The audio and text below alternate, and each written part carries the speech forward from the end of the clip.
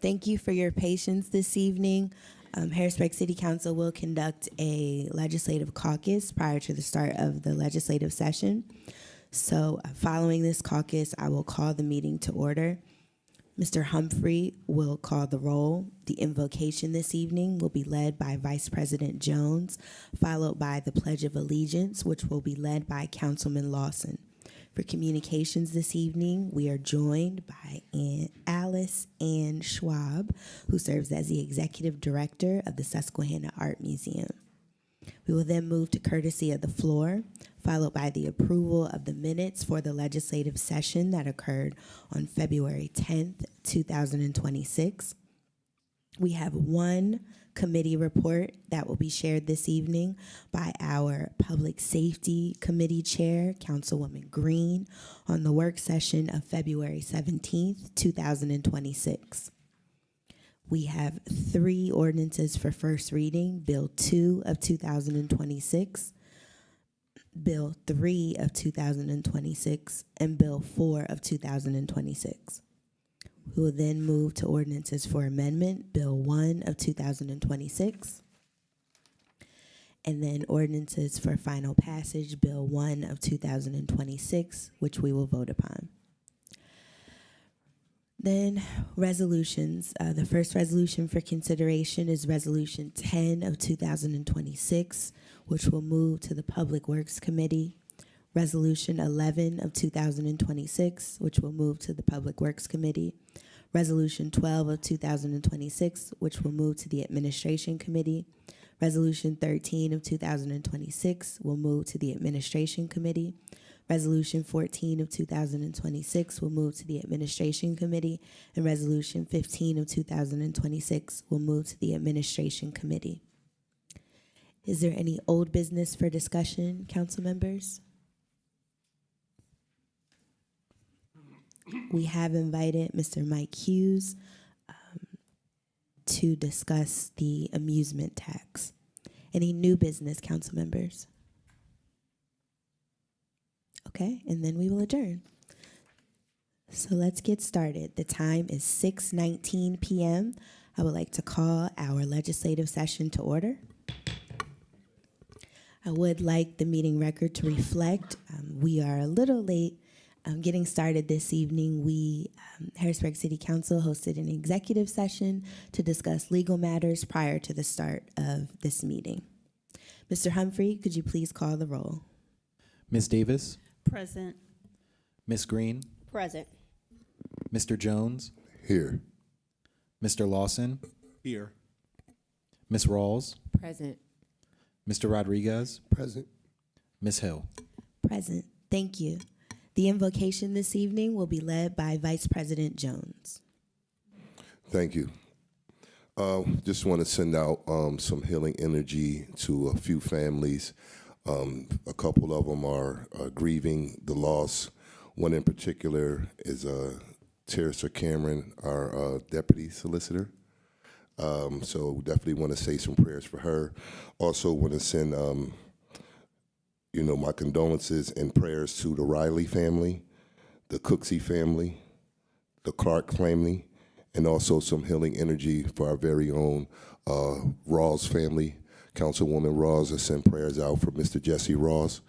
And for those families that lost loved ones, I just want to say, just get a moment of silence for them, but also just to the public. There's some trying times that we're facing right now, and we're losing people every day. Just make sure you get an opportunity to tell your friends and your loved ones that you love them. So please join me in a moment of silence for a second. Thank you. Thank you, Vice President Jones. The Pledge of Allegiance will be led by Councilman Lawson.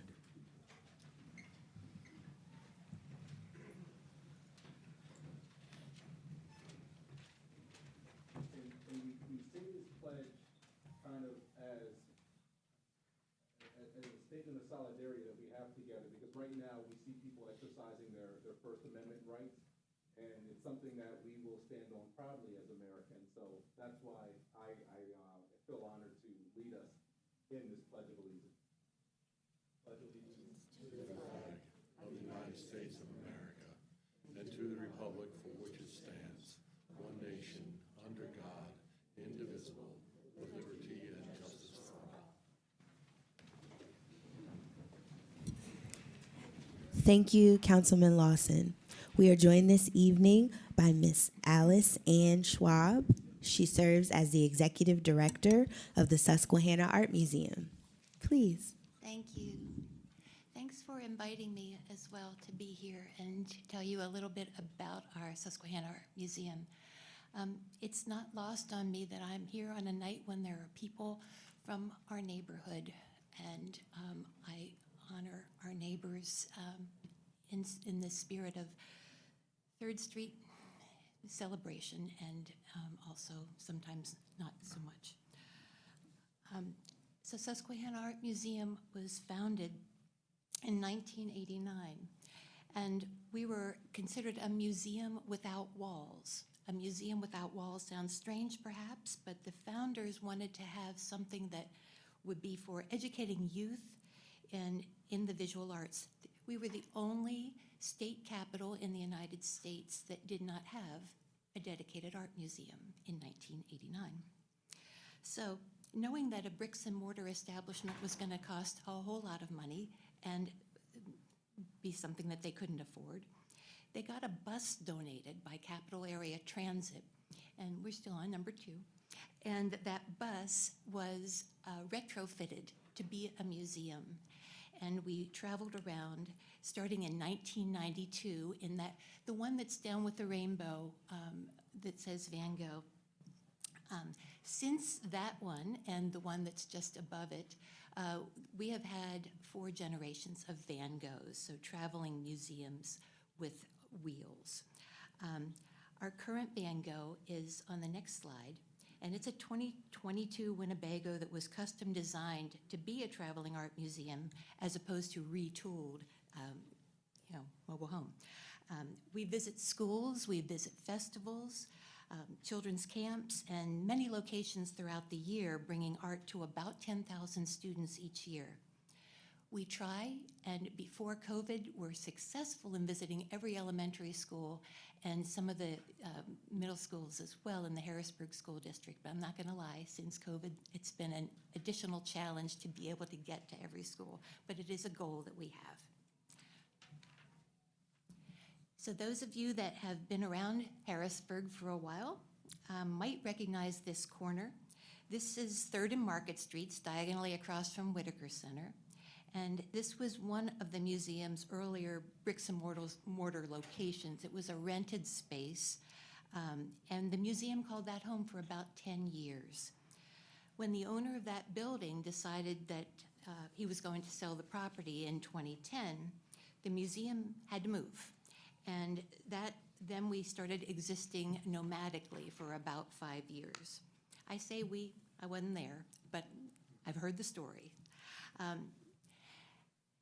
In January of 2015, Susquehanna Art Museum opened as a non-collecting entity at 3rd and Calder Streets. And you've all been there, I'm sure. So we converted what had been a branch of the Fulton Bank most recently and added a new addition that was really world-class museum space. There were some financial issues with regard to Susquehanna Art Museum. Perhaps you've heard about them. At the end of 2017, a recently reinvigorated museum board member, by the way, we are governed by a nonprofit board of amazing people. This board member, Tom Phillips, announced that he believed in our mission, he believed in our sustainability, and he made us a challenge. You raise $1 million in a year, and I will give you $2 million over 20 years. Wow. So that was very amazing for us. It was transformational, obviously. And so now we are called Susquehanna Art Museum at the Marty and Tom Phillips Family Arts Center. We shortened that sometimes to say Sam at the Marty after Marty Phillips. The museum has received additional naming grants from community members. In 2018, the DeSoto Family Vault was named, and an unusual but now highly popular exhibition area was made of the inside of the bank's original vault. In 2019, Susquehanna Art Museum's main gallery, where we exhibit the most precious exhibitions, was renamed Beverly and Bill Lair Gallery in recognition of the countless hours of time and funds that Bill Lair gave to help right the ship when we needed it most.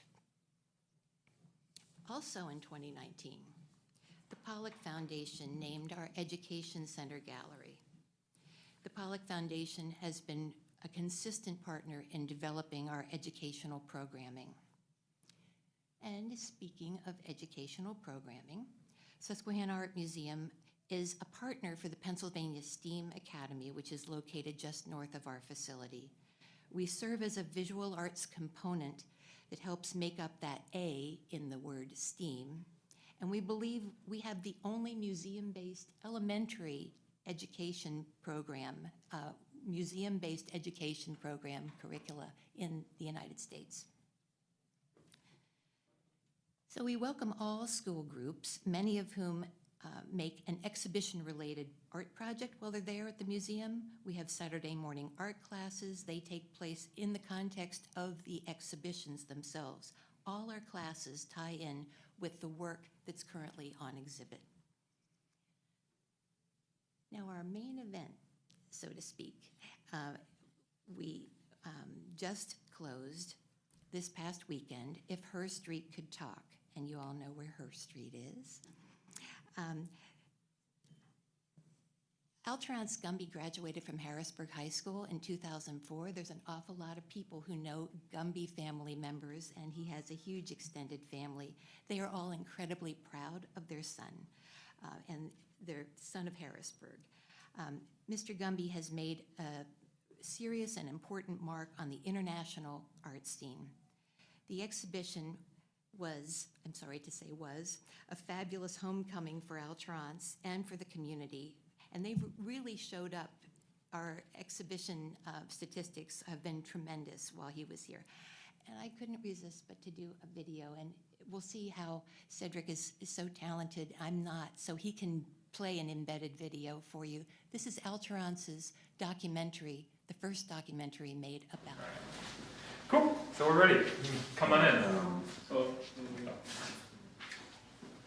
This is just a trailer, it's not a full documentary.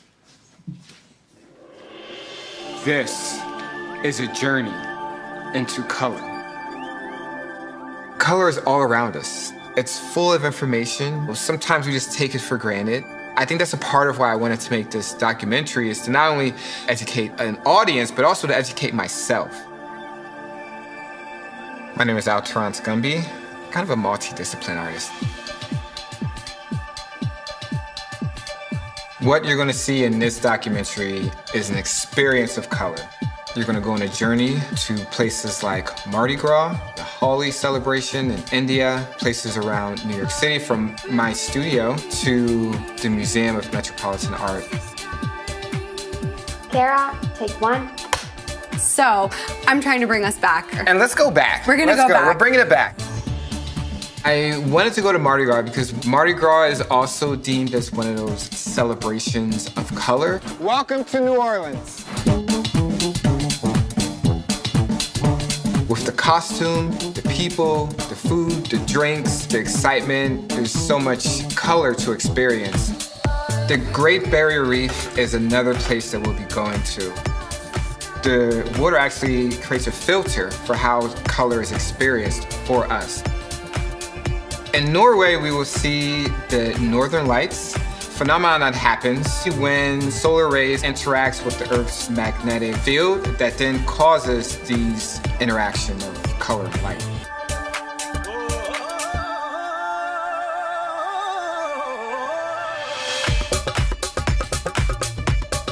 I'm here with Nirav, talking about hula.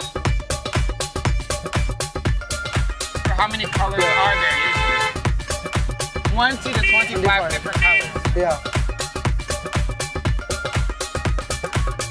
Traveling to Morocco and experiencing the spice market is something I've always wanted to do. The color that is manifested within food, we get this new realization of color through food. Tamashi, take one. Color is just color. You know, they communicate temperature, they communicate tone, and they help us have fun. We're here with Michael Ambron, the pigment guru. This is magic. I can't stop looking at this paint. Who doesn't love fashion? We wake up and the first thing we do is we put on clothes. Within this documentary, you will see a Jerome Lamar in the Metropolitan Museum of Art. You're going to see us going to the Great Hall of Gems at the Museum of Natural History and have a conversation about gemstones and color and the history of this planet. This is a journey into color.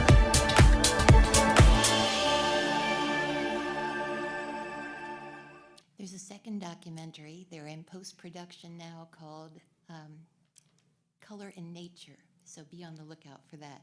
I'm just so proud that we were able to do this exhibit with Altrance.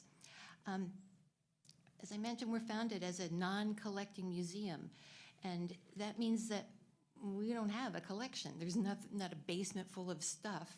We're always bringing new things for the public to see and enjoy, and exhibitions change every 3 to 4 months in each of our 5 exhibition areas. Sadly, if you did not get to see Altrance's If Her Street Could Talk, you missed it, and that's just how things go at Susquehanna Art Museum. You have to keep coming back and see us.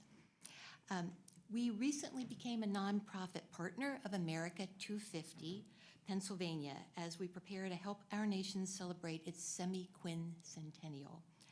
American Identity, which some of you have a postcard I put in front of you, is our next exhibit, Restoring the Artistic Legacy of the Susquehanna River. It opens to the public on March 14th, and this exhibition is historical in nature, and it features art made about our river.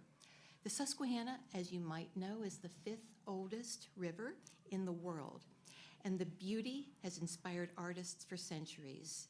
It seemed incredibly timely to bring this exhibition to Harrisburg for our 250th celebration. So why have an art museum in Harrisburg? Museums are, according to statistical research, a highly trusted source of information, bringing beauty and joy to the world that, frankly, needs it. People who spend time with art in museums are purported to be more empathetic, certainly more creative, and better able to assimilate information. Museums like Susquehanna Art Museum are community resources, and we are delighted to be able to share the beauty of art from all over the world, contemporary and historic, international, and from artists that are right here in our neighborhood. While we're located in a rather imposing 100-year-old bank building, we've got the only painted Verizon 5G pole in the entire United States. It was designed by local artist Stephen Michael Haas, whose ubiquitous style you may recognize from all over town. There's a story behind that. I'd be glad to share it another moment if you want to hear about it. I do hope you'll come to visit us soon, visit us often. And I want to say thank you to Council because you did approve at a recent meeting our plans to move forward with a new courtyard in the area just north of the museum's footprint. In this space that you see here, Rogel plans to begin work mid-March, and by this summer, we intend to have a lovely new outdoor flat courtyard area. We look forward to welcoming the community to be able to be a part indoors and outdoors of Susquehanna Art Museum. Thank you so much for this Thank you. opportunity. I Thank you really very appreciate much for sharing.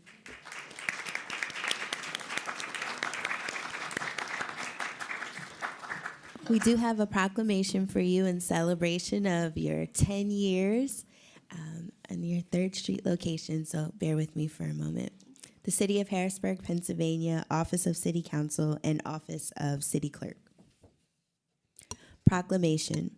Whereas the City of Harrisburg applauds the Susquehanna Art Museum for their dedicated commitment to sharing modern art with the greater Harrisburg area for 10 years. And whereas the Susquehanna Art Museum carries out its mission to promote art appreciation and education by bringing a rotation of exceptional exhibitions to South Central Pennsylvania. And whereas the dream of the Susquehanna Art Museum began in 1989 when a group of Central Pennsylvania art educators who felt strongly that the capital city needed an art museum. The art educators worked with community leaders, businessmen and women, and volunteers to make their dream a reality. And whereas the Susquehanna Art Museum is Central Pennsylvania's only dedicated art museum, a permanent facility in Midtown Harrisburg opened in January of 2015. And whereas the Susquehanna Art Museum offers drawing, painting, sculpture, art history, and art appreciation for children, a kids' art club, open figure drawing, and summer camps. And whereas the Susquehanna Art Museum hosts an outreach program, the Van Gogh Museum on Wheels, which is a 34-foot custom Winnebago equipped with an onboard museum gallery teaching all children that creativity lies within each of us. And whereas the Susquehanna Art Museum hosts classes, lectures, workshops, and discussions for adults. And now, therefore, be it hereby proclaimed that Harrisburg City Council commends the Susquehanna Art Museum for their vision to be a leading cultural institution that inspires and engages diverse communities through extraordinary art, expanding perspectives and presenting new ways of seeing our world. And be it further proclaimed that Harrisburg City Council wishes to extend best wishes for successful years to come. Signed and attested in the city of Harrisburg, Pennsylvania, Cedric Humphrey, Assistant City Clerk, Danielle L. Hill, Harrisburg City Council. Of course, we'd like to take a picture, if you wouldn't mind. I wouldn't mind, and you said it so much better than I did. Thank you. Thank you.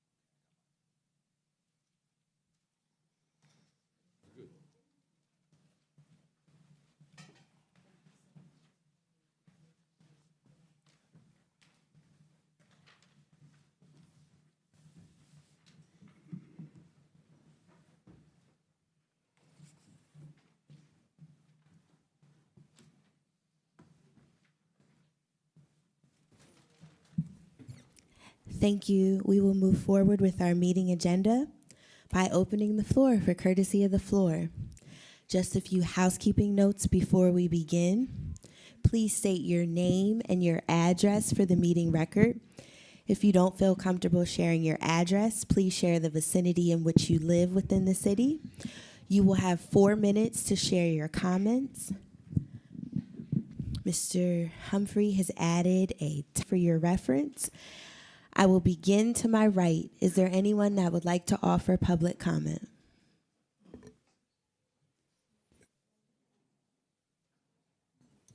One more reminder, in our council rules, it notes that if many people or a group of individuals are speaking on the same topic, we would ask that you please designate a spokesperson.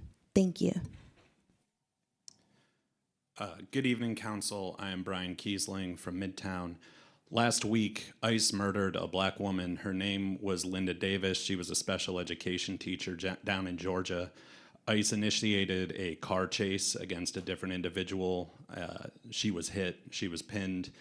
They saw that she was hurt, and they denied her medical care, and she died.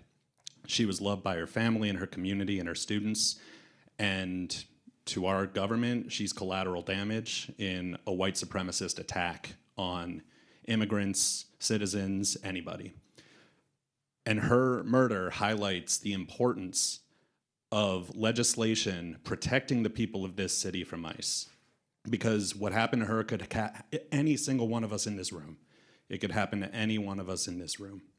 So I see on the agenda tonight that there is room for amendments to be added to the legislation. I know you have received recommendations from a variety of people, a variety of different groups who have suggested a bunch of different things. I urge you to take each of those into consideration, and any of them that make this bill stronger, add them to the bill. I urge you specifically to ban ICE from all public property in the city, not just non-public city property. Because what they did to her, if they can access public property in this city, it makes it all the easier for any single one of us to suffer the same fate. Because to them, we're either targets or collateral damage, and that's all it is. I urge you to pass the bill tonight and to not let this be the end of it. It can continue to be stronger going forward. It doesn't have to be a one and done thing. This is an evolving situation. I urge you as a body to write letters or contact the mayor, the county commissioners, the governor, the people who are inside, the people who are outside. They're all going to contact higher levels of office too. But as a body, we need you to say as a city to work with you so that you can work with us and give us what we need to do. Because we're going to continue to push at all levels, and we're also going to continue to take self-defense seriously as a community, regardless of what we end up getting from the governor or any other elected official. I urge that if now or any time in the future you're advised that what we've got is the best that we can get, to please seek better advice, because this is evolving, it's going to be ongoing, and we can make it stronger. That's the most important thing. We can make it stronger. We can keep people safe. There are really specific things we can do, like banning them from public property, like addressing surveillance issues, like addressing data protection issues, keeping ICE out of our community to make sure that the people who live in this city can live lives of dignity and not be under threat by a fascist government that has said, we don't care who you are, we will come for you. They're coming for everybody. So thank you again for your consideration on this issue. Thank you for your diligence in taking the time on it. Thank you to those who have spoken out publicly about this. We know that it's a step forward. We know it's a step in the right direction, but we can always do more. So thank you very much. And we're watching and we're listening, and we're hoping for the best that we can get, because it's a long fight ahead of us. Thank you. Thank you.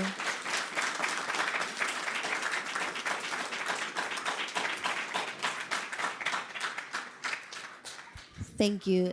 Is there anyone else to my right that would like to offer public comment? Hi, my name is Sarah Pinter. I'm a resident of Midtown. I wanted to thank council for the opportunity to speak tonight. I'm just here as a concerned citizen, and I wanted to say that I appreciate the efforts of council to take action to stop the abduction of our neighbors and the transfer of human beings to concentration camps at the hands of ICE. While the proposed resolution on tonight's agenda is a step in the right direction, it's no secret that such a policy does not do nearly enough to protect the people of Harrisburg from the unspeakable violence and cruelty ICE inflicts in all places they are present. Restriction on cooperation with ICE is the absolute bare minimum. Protecting our immigrant neighbors and all residents of Harrisburg requires proactive policies like those sent in the example welcoming ordinances sent to council a few weeks ago, and other measures that would help to make this resolution a little bit more robust and strong. I would strongly encourage. I understand that council may only act within its authority, but I do urge robust, creative solutions that not only help to keep people safe, but help them thrive here in Harrisburg, which is their home.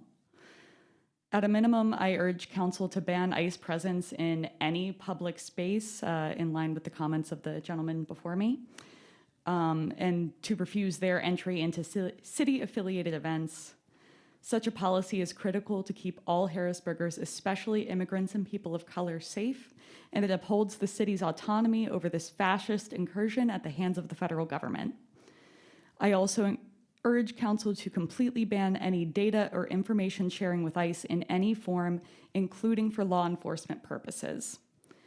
I will remind all present as we gather here on the ancestral land of the Susquehannock people that no one is illegal on stolen land, and we owe it to each other to stand together to oppose imperialism, fascism, and all forms of white supremacy. Because, to paraphrase, that which they will do to the least of our neighbors, that they do unto us. To our immigrant neighbors, your community loves you and we will stand with you. Thank you.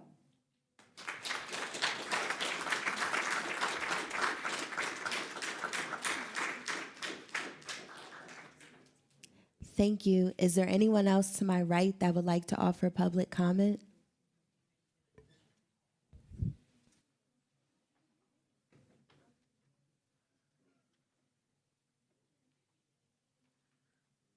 Hi there. My name is Patsy Simpson. I live in Susquehanna Township, but I am speaking tonight on behalf of HMAC, and I kind of feel bad following after these past two people who have been talking about such important things. But what I'm talking about is important as well. I've been going to HMAC for a long, long time, and it's a part of my life. It's part of my community.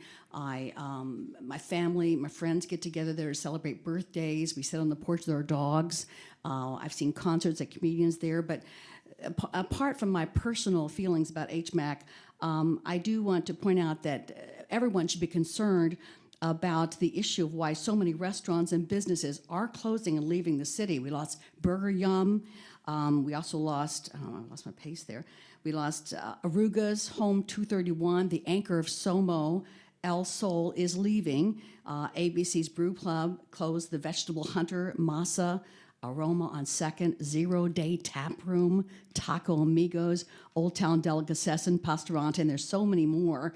And no one's been able to make a go of the space on 2nd Street that was at one time the Quarters, and throw in all the lost businesses and chaos surrounding the Broad Street Market. I'm sure I'm missing people, but you do get the point. Each one of these closed businesses represents lost income for the city, the owners, the employees, the community, like myself, and the loss of the familiar and sense of community of the patrons. I don't know why these restaurants have closed and businesses have closed or moved out of the city, but it's above my pay grade. But someone needs to figure this out before our city looks like the pre-Restaurant Row era. City Council, I charge you with figuring out what our city is doing wrong, that we can't keep these restaurants and businesses, why we can't have nice things here. And please, please find a way to keep me from having to add HMAC to my ever-growing list of businesses that were important to my life that is no longer here. Thank you very much. Thank you.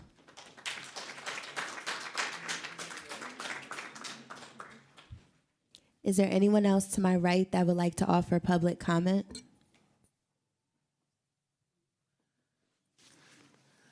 Hello, my name is Toby. A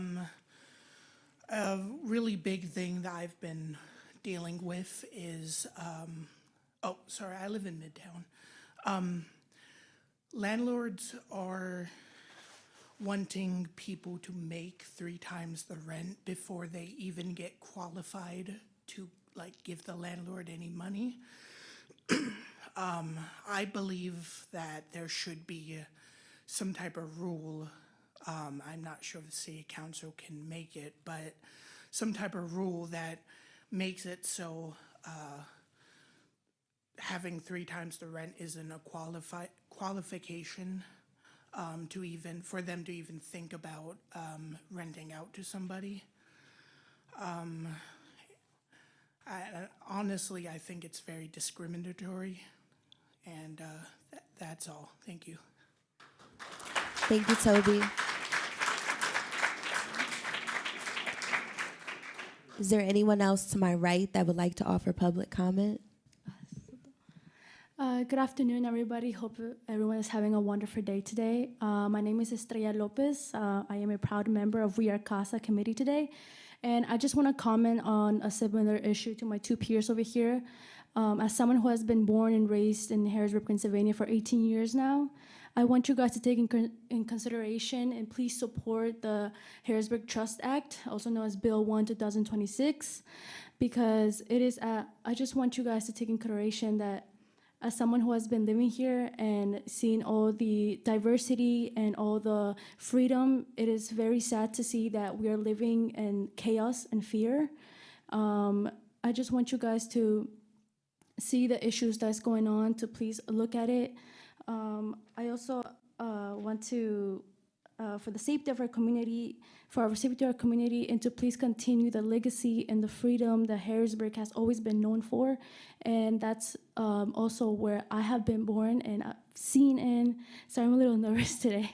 But I just want you guys to please take in consideration, especially for our community, our people who are living in fear, who are not going out of their houses, especially my family, our neighbors.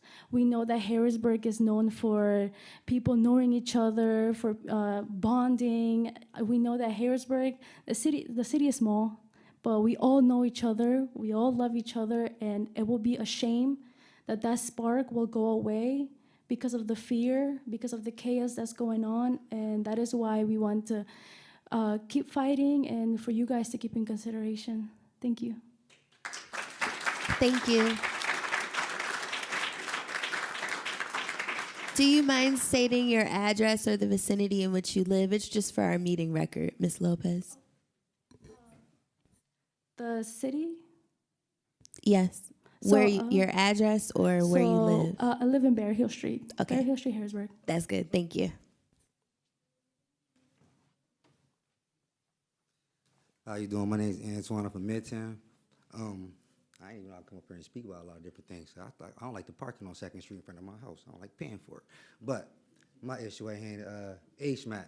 I mean, a lot of young talents from the city get to come there and even get a stage presence, to even build their heart up, to even express themselves and try to start to live out their dreams there. It's also a place where a lot of different cultures and communities get together, you know what I mean, political, LBG, no matter what. You can, anywhere else you're gonna go to see a rap concert and a rock and roll concert at the same spot and sit there in the gallery with politicals and everybody, you know what I mean, sharing their own mentals and expanding mind frames and business frames and networking. That's the word I was looking for, doing a lot of networking. It's a good spot to come together and get things right in the community if you use it for that. You know what I mean, you gotta look at a lot of different aspects of the game here. You know what I'm saying? It's people outside in the city that come to me, what's wrong with the HMAC? What's going on? Because a lot of people in the city love the HMAC. They don't want it to go, they come there for certain things, like people come there with their family for trivia every week.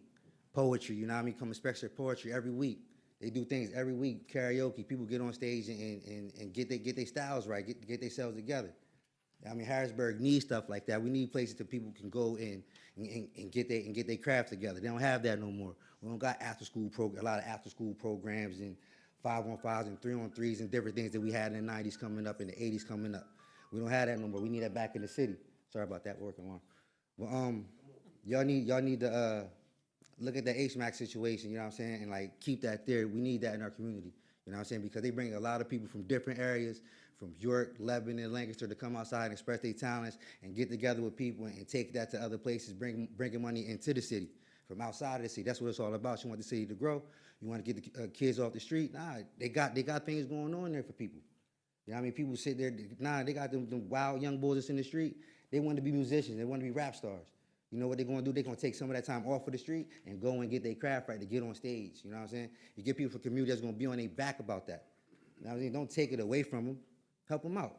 If y'all want the city to get it right, y'all want to get it right, y'all got to know what y'all doing. But don't try to take the HMAC away from them. A lot of people are going to be mad, and then y'all going to be mad when they turn up. That's all I got to say.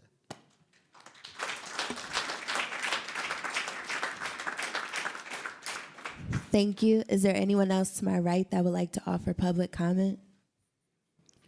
Hi, my name is Kevin Knox. I'm from Midtown Harrisburg. I just wanted to reiterate, right now HMAC is closed and we're trying to pay the back taxes that we owe to the city, and the city doesn't seem to be helping us out or coming to any agreement with us. And I just want to mention that there is a lot of support. If anyone who's here for HMAC, please stand up. It has a lot of support in the community, and without HMAC, there won't be that community. So please, City Council, help the city and the owners get together and come up with a plan. Thank you very much. Thank you.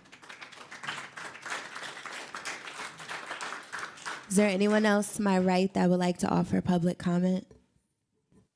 Hi, my name is Taylor from North Street, Harrisburg, and I'm gonna be real, I'm so freaking nervous, but literally the only reason I'm even brave enough is because of the space HMAC lent. So I was an employee, a patron, just a community member there. And the one thing I need is a staple in our community to be given the chance to still be a part of it. I started coming to HMAC in August 2021 for poetry, and I was a new mom. I needed to get out of the house and find something for myself, find myself, enjoy a hobby, and find some community, because being a stay-at-home mom is really lonely. So I found that there, and I'm sorry. But I've gained like so many friends there, like all of my friends are there, and now I'm like stuck in my apartment, like trying to figure out what to do. I don't know why I'm shaking. But you mean, I usually don't do this. But I met like so many people there. There's so many different walks of life there. There's so many activities to do that like it literally turned into a weekly routine. Mind you, I should also be at Kevin Knox's trivia tonight. And I hate that I'm missing poetry nights that give me the courage to like have a voice and share my art. And I miss hearing everybody else's art. Last year, I faced unemployment and was looking for work, and you know who took me in? HMAC. So they gave me a chance to stay on my feet, and in that I have learned new skills, new purpose, a way to be a part of my favorite community. And this is literally the only place I've worked that said, "You're family," and I actually believe them. This is not just a bar or music venue. This is a safe space, a home, a place to catch up with friends, to shoot pool, a place to celebrate each other. You celebrate weddings, birthdays, everything. A place to share your art and not be scared that you're being judged. A place where we celebrate differences, no matter your age, race, sexual orientation, size, or gender. We have industry nights, drag brunches, trivia nights, poetry, and even local bands. So we even celebrate the people that are literally in our community to try and come out and show us what they got. Like, and so like all I really ask is like maybe there can be something worked out. So I hope that we can find some solution. I understand why this happened. Like, obviously there's a lot of money that is owed. So I hope like something can come up. But honestly, we also really, as a city, we can't afford to watch Midtown deteriorate into abandoned buildings that were once lively. And so if we could please find a solution, keep the city alive, and look at the entertainment tax in general, because we all know like it's so low everywhere else, but here it's 10%. So if we can't save the city, we can't even try to keep a staple if we can't do that.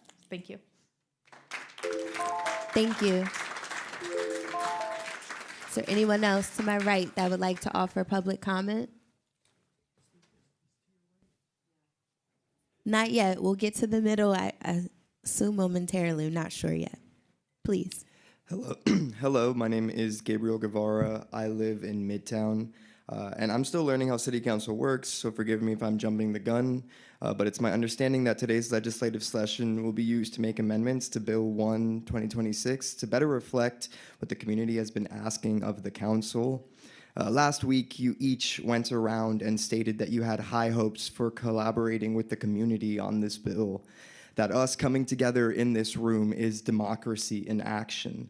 So please remember that today while working on this legislative session, because as the bill currently stands, it doesn't include any of the suggestions that many of the fellow community members have brought forth in this room, such as refusal from the city to enter into any contractual agreement to provide access to databases or equipment to be used in immigration operations, prohibiting ICE from using public city properties such as our parks to stage traps for our neighbors, or any of the non-intervention and prohibited action items laid out in the alternative legislation that was sent to all of you. Your constituents took the time to lay out these ideas that could be used to help make our community safe. Those protections need to be reflected in this bill. We appreciate that each one of you shares the sentiment that we should protect our community from ICE, but just saying that you look forward to working together and not choosing to include any ideas we've suggested cannot be called collaboration. And please remember, even if the bill is passed today that we are all pleased with, the road ahead is still a long one. With the ever-shifting power theft this current DHS is conducting, we need to continue coming up with new legislation that meets this dire moment and keeps our communities and families safe. I look forward to seeing what we can all work together to come up with. Thank you.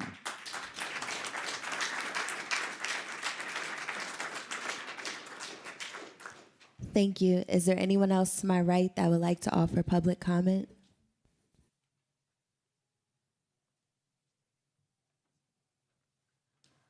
Hi, my name is Ava Swift Warner from Midtown Harrisburg. I'm the daughter of Chris Warner, the owner of Harrisburg Midtown Arts Center, HMAC. I'm standing here tonight as I did last week and as I will any other week I may have to on behalf of HMAC to try and save my home.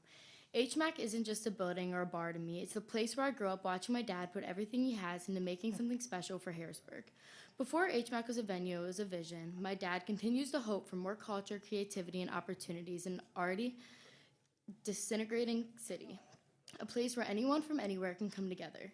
He didn't just build a business, he built a dream he has had since he was very little.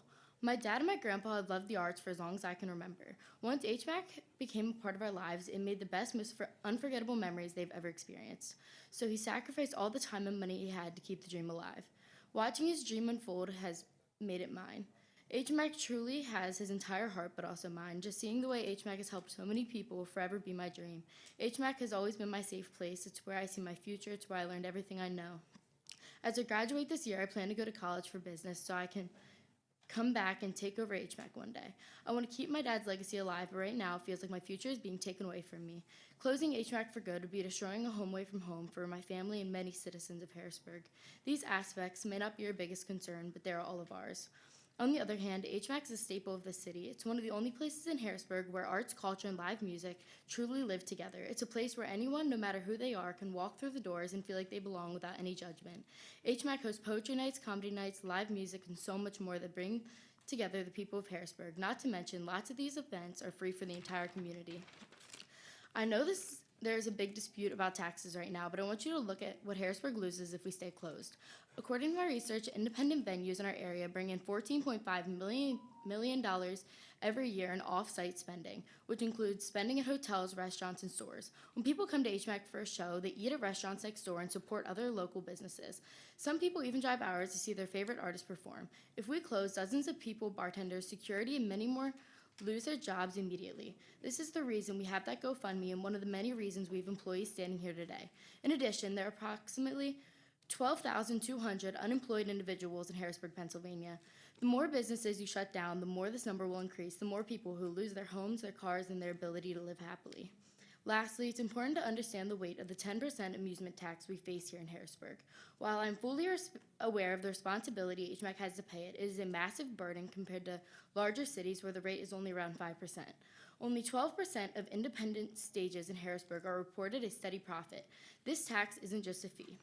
It's a barrier, making it nearly impossible for local culture to survive. We aren't making excuses for the past, but we're asking for a fair chance to catch up under a system that doesn't set venues up to fail. My dad and his team have a real plan to pay the taxes owed. There were lots of misinterpretations and generally false information given to the city in the past, and I've personally heard my dad admit that. However, lately there have been Lately, they've reached out many times just wanting to talk and find a way to make this right, but by helping us come to a resolution, you aren't just helping out a business in Harrisburg, you're taking the next step to continue my dream forever. And regardless of my family, you're protecting the culture, arts, and opportunities of many people in our city after the drastic downfall of businesses in Harrisburg. And again, all it takes to continue this path is your help. Thank you for listening. Can you please state your address or the vicinity in which you live, please? Midtown Harrisburg. Thank you. Is there anyone else to my right that would like to offer public comment?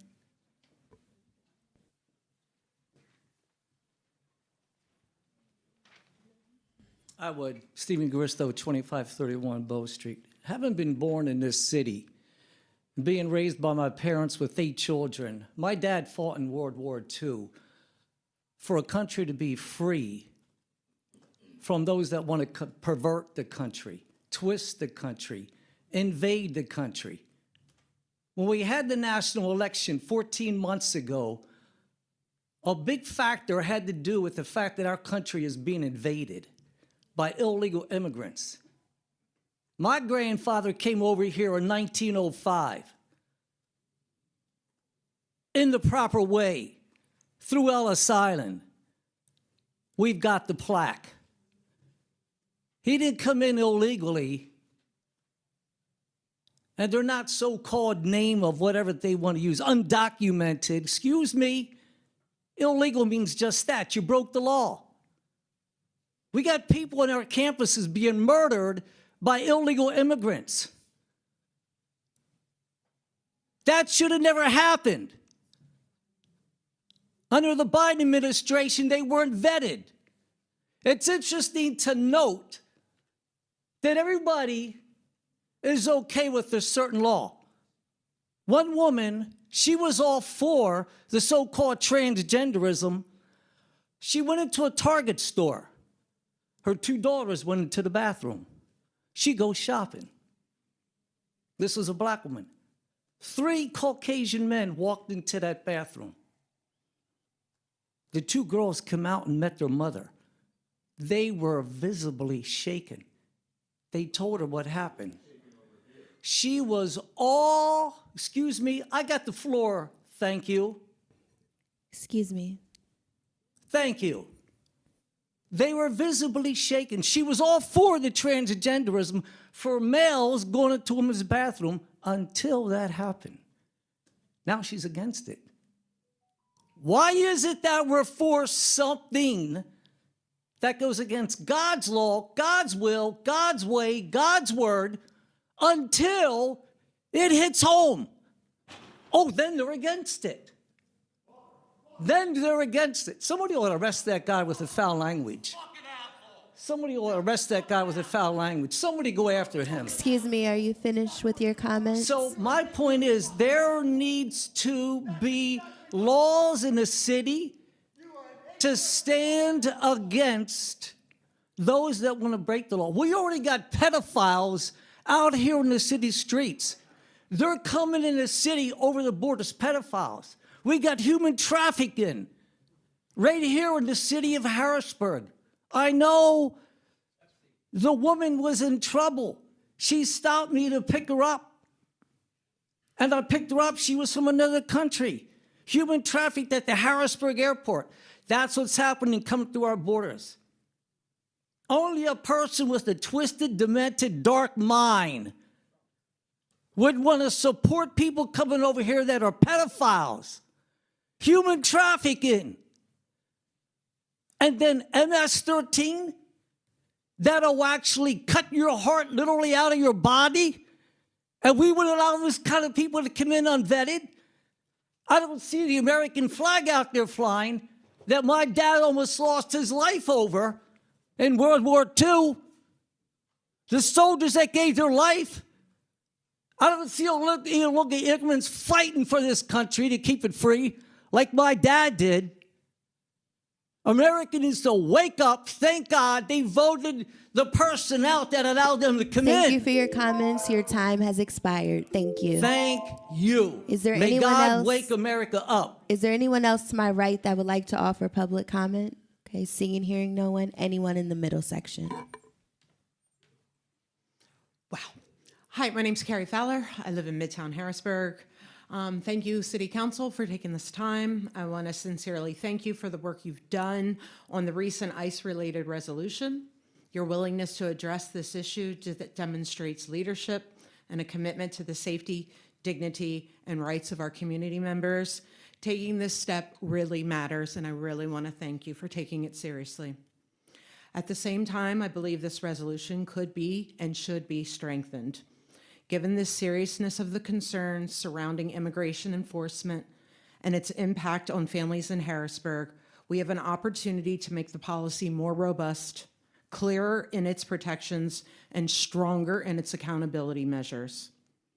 I respectfully urge the Council to continue building on this foundation by engaging and being transparent with community members with ongoing review and insight. A stronger resolution would send a clear message that Harrisburg prioritizes public safety, constitutional rights, and trust between residents and local government. Thank you again for taking this important step. I hope you will continue refining and improving the resolution to ensure it fully reflects our community's values and protects all who call Harrisburg home. Thank you. Thank you. Is there anyone else in the middle section that would like to offer public comment?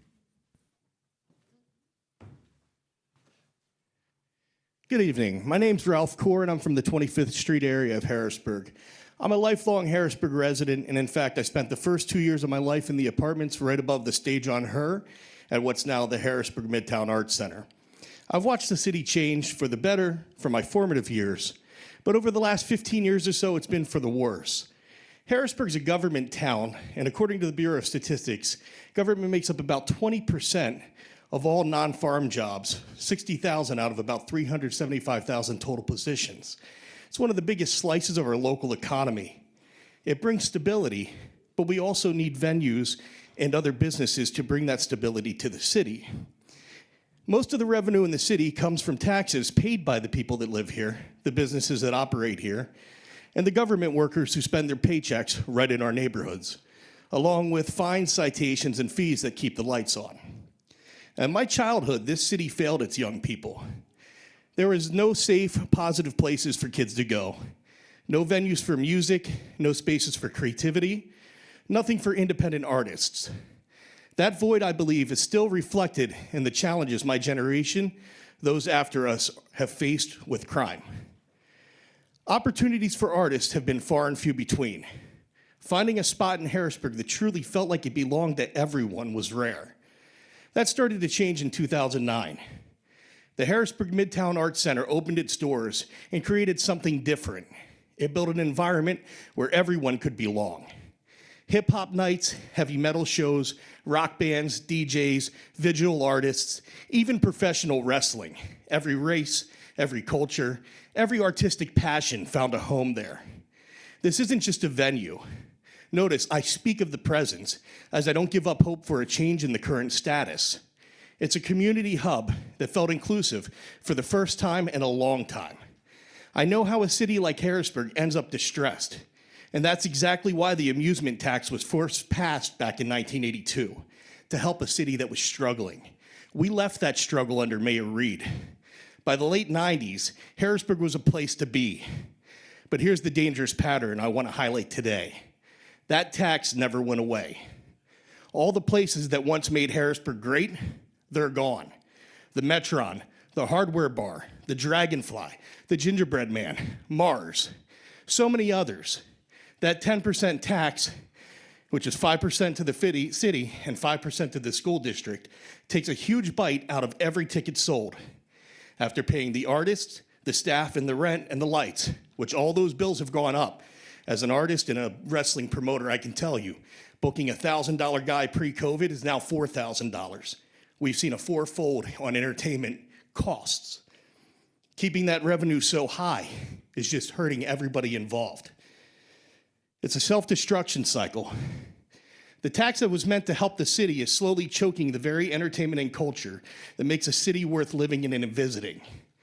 I could stand here today as a wrestling promoter, talk about my own selfish gains, how HMAC gave me the chance to share the stage with my wonderful children who are here with me today, to write some of the best storylines in independent wrestling, but that's not why I'm here.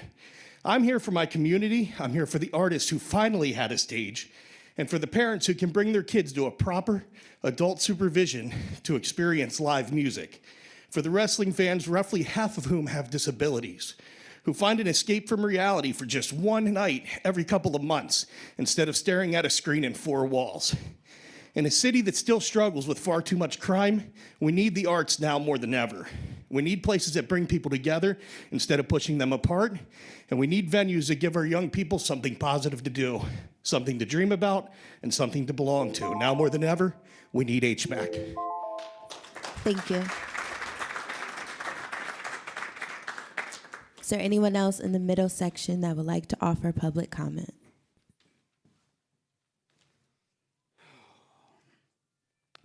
Lorraine, Steelton Borough.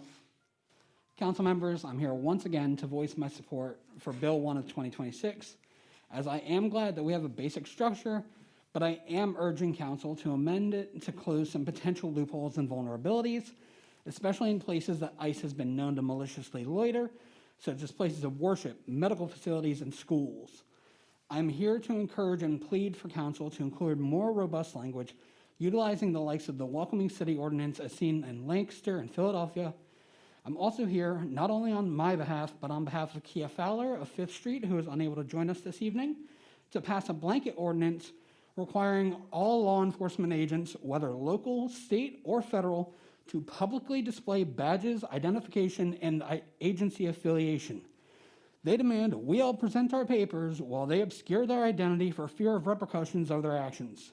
Council, when the law is lawless, we as citizens and you as our representatives, trusted to represent the best interests of we the people, must recognize that established rules and norms become irrelevant, and it comes down to you as well as representatives on all levels above you to make a stand alongside us and with your power say enough is enough. Thank you for your time. Thank you. Is there anyone else in the middle section that would like to offer public comment?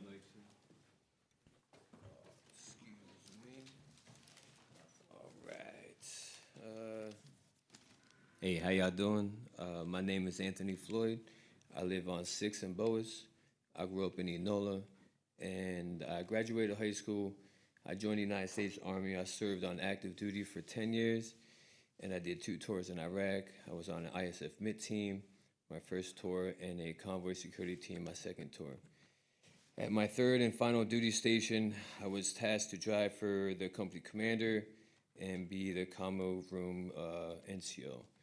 So I pretty much sat in an office and did nothing until the commander needed a ride. So I kind of lost purpose in life and what I was doing in the military. So I got into acting. I first started in theater, and I was told I was pretty good. So I took a leap and I decided to get out of the military and go into college at the New York Film Academy in New York City. I studied acting for film, filmmaking, and photography for a year apiece. After I graduated, I got an agent, and I started doing acting gigs and photography. It was fun, and I finally found a purpose, a drive in life again, you know? I first went to HMAC doing photos for certain hip-hop artists. I fell in love with the place for its diversity and everything from the art to the kind of people that go there. They're open to everyone, you know? And then COVID hit, and everything I worked so hard for came to a halt. It was a terrible time for us all. I then got into a 4-year relationship with someone and ended really, really bad. But I was in a really dark place, and then I met my friend Chris and his beautiful family. They opened their life, their love, and their friendship to me.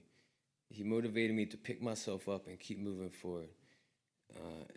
And then I started acting and doing photography again. I saw a purpose in life again, you know? And look, I know there is a financial situation here, but there has to be a way to have a signed agreement with Chris, or maybe a 2-year extension with a payment plan or something. Look, I don't know much about business, but I know art. Art is a way for us all to have a self-expression. There's an artist in all of us, in a way, one way or another, you know? So I plead with the powers that be that, give this amazing house of art a chance. Please, thank you for your time. Thank you. Is there anyone else in the middle section? Hello, everyone. My name is J.R. Geronimo. I live in Midtown. I wanted to touch upon a refrain that I see mentioned again and again, and that's community. You see people wanting to protect their communities vis-a-vis the ICE bill that's before you, and also with HMAC. Myself, I was born in New York City, grew up there, grew up in New Jersey, lived down in Maryland. I came here for work. I'm a federal attorney. And one thing that I found when I lived here was poetry night at HMAC. And this happens every Thursday, and it's something where the community truly presents themselves and is able to discuss and present ideas. This is something that I have not encountered in all those other places that I lived. Across the country, it's a unique thing. It actually is a testament to the capacity for our community to be able to express themselves and actually have a forum and a place to do so. I'm aware that HMAC had an outstanding grant for about $2 million. Now, you don't know this, I do a lot of grant approval and that kind of thing in my capacity. If that money is there, that's money that could be reinvested and committed to the community. I know that the entertainment tax is about 10%, which is over what most other surrounding areas have, and it's about what do we do to make sure that we aren't having this city in a death spiral. I live right by Broad Street Market. That building's been burned down since 3 years. I remember going outside when it did, and it's a shock to me that it hasn't been reconstructed. That street's been blocked off on Verbeck. Do you know how many times I see cars go the wrong way down that street? It's just a failing over and over and over again. You see businesses close, and you see this community, which I thought was brilliant and beautiful, is just dying on the inside. And we need to do more to prevent that from happening. I came here, and it's one of the most physically beautiful places that you'll see in the country. When you walk along the riverbank and you go to the Susquehanna, it's absolutely gorgeous. And what are we doing with that? What are we doing as a city, right? Why can't we be more, right? And there's no reason why it can't be. And anyway, thank you so much for your time. I just wanted to highlight that we are a community, all of us, and if we let parts of ourselves die, you can't just grow that back. You can't just get a new business to come in. You can't just replace, she had a list of 14, 16 businesses? Come on, we have to do better. Thank you.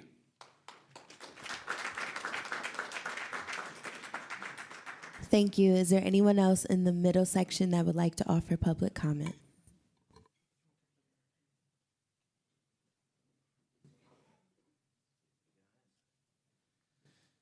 How you guys doing? I'm Michael Klein. I live on Allison Hill. I think it's safe to say we live in some dark times today, And if you look around, I see so many diverse individuals, amazing people here sharing their voice, And there's a lot of concerns, man. You got the ICE stuff going on out there. It's dark, which means what we need right now is love, positivity, strength. One place that highlights all of that in one space, the Harrisburg Midtown Arts Center, And I know it's crazy. We got so many people speaking on this, and it's beautiful, really. It's poetic in a way.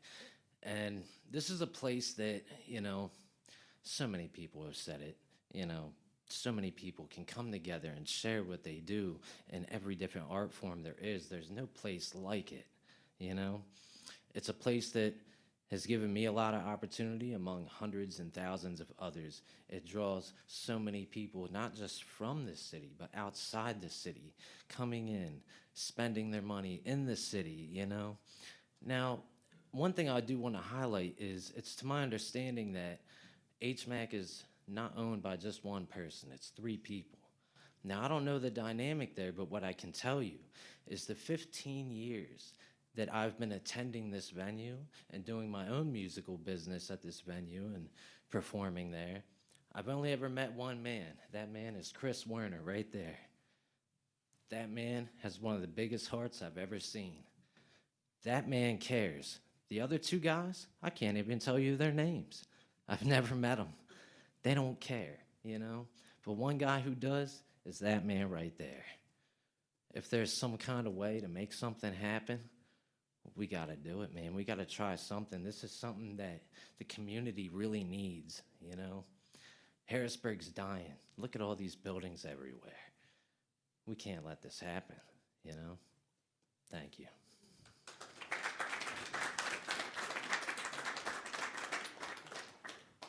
Thank you. Is there anyone else in the middle section that would like to offer public comment?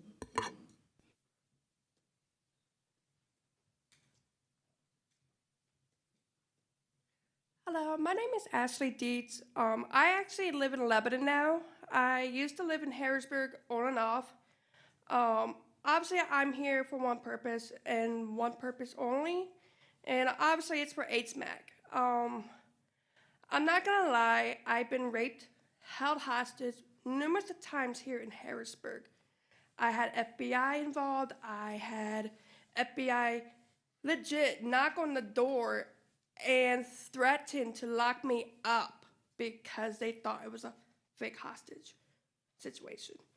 I'm not gonna lie, each and every single time that I went to HMAC was to relieve myself, to know that I belonged somewhere that was more of a second home, to where numerous of us, thousands and millions of us, actually come back to Harrisburg because of HMAC.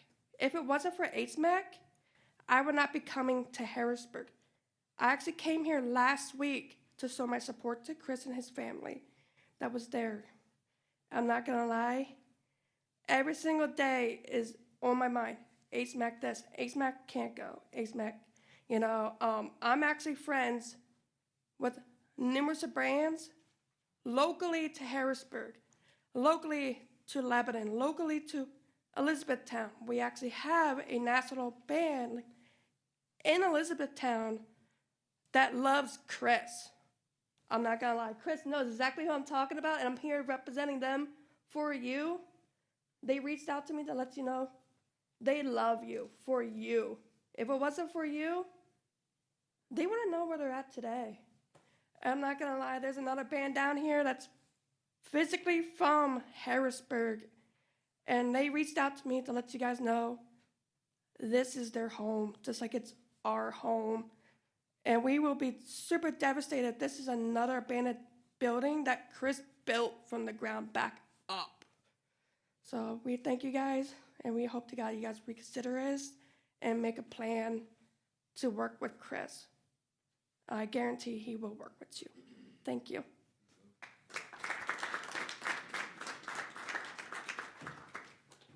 Thank you. Is there anyone else in the middle section that would like to offer public comment? Good evening. My name is Jeff Mitchell. I live in Mechanicsburg. I'm a local artist and art educator.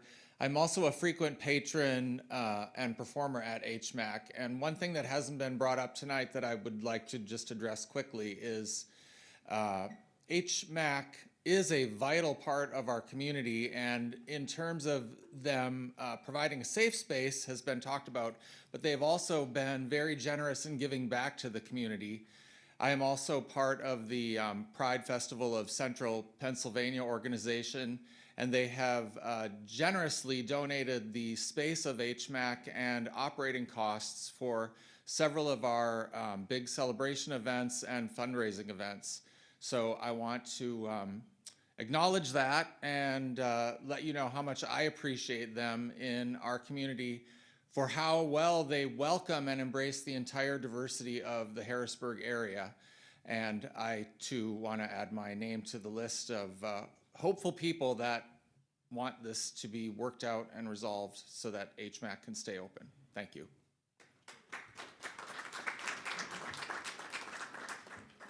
Thank you. Is there anyone else in the middle section that would like to offer public comment? Okay, seeing and hearing no one. Anyone to my left?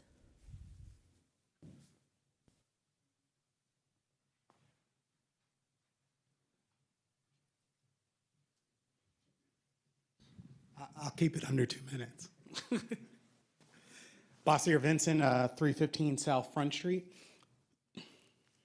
Again, I want to thank everybody for the discussion tonight. Just really want to focus on encouraging how we move forward and taking some next steps and just passing some recommendations on. I actually emailed these to Councilman Lawson, but making sure that we actually have concrete steps to move forward on any type of plan and action. One of the things that I strongly suggest, especially around Bill 1 of 2026, is making sure those elements are potentially initiated as minor amendments to the comprehensive plan. Not just Bill 1, but even both issues that are talked about today, making sure that we're utilizing the tools of city government to hold the next business administrator accountable, our next economic development director, and part of that is having clear, concrete goals that are listed in that plan. So you tie those goals right into the city's vision for inclusive public services, equitable access and opportunity, and trust in government. These things will help tie with the goals of becoming a welcoming city, clarifying how limiting local involvement supports broader quality of life goals that are already laid out in the comprehensive plan.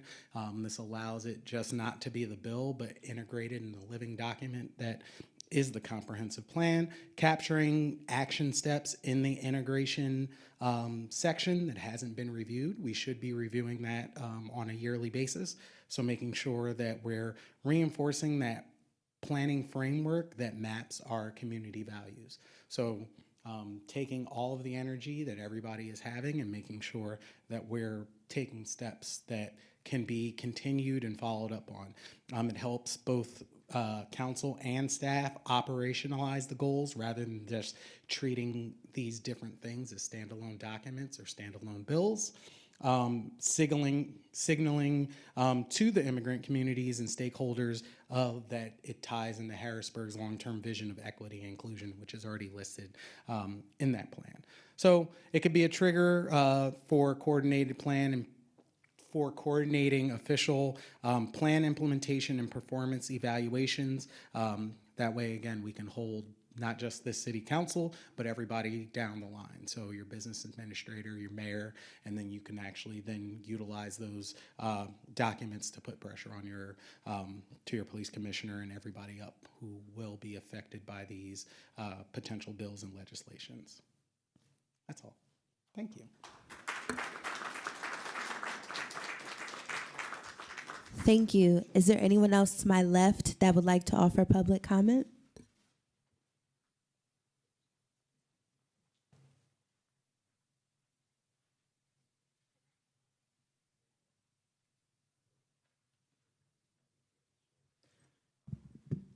Good evening, Council. Pamela Parson, Allison Hill. These are dark times in many ways, and there's really no neutrality right now. But there is light. This area, earlier, Alice-Ann Schwab talked about 250th anniversary of the founding of our country, and she talked about the Susquehanna River. And that river was flowing long before we were here, and it will flow long after we are gone. And it was the traditional hunting grounds for the Conestoga and Susquehanna people. And those people were nearly massacred by the Paxton Boys. Out here on Dairy Street is where they were together. And this was part of the pamphlet wars before our country became a country. But despite that attempt at massacre, those people survived. In 1850, when we had the fugitive slave law and Black people were snatched off the street in this city, the Black community survived. And in 1969, in February of 1969, 400 students at John Harris walked out. 3 days later, they were joined by 300 students, Black students and allies at William Penn, and they walked out. And the students at John Harris walked out of class in solidarity, but they stayed there. And those students brought forth a lot of conversation about what was happening in Harrisburg around race relations. Just like now, we have students who've been out front of City Hall for the last 4 council meetings who are also setting the conversation for us. And I say this to you as the daughter of, as the great-great-granddaughter of a man who fought in the Civil War and who was a POW. He was from Lebanon County, which was, at that time, is from Palmyra. That was still part of Dauphin County. My 2 uncles fought, great anti-fascists. They fought in the Second World War. One was a driver for Patton at the Battle of the Bulge, and the other was in the Pacific, laying lines, phone lines. My father and my uncle were Korean War veterans. So I come from a long line of anti-fascists. So I'm looking to you, the elected officials of the city of Harrisburg, to remember that there is light and we can take care of everyone. Thank you.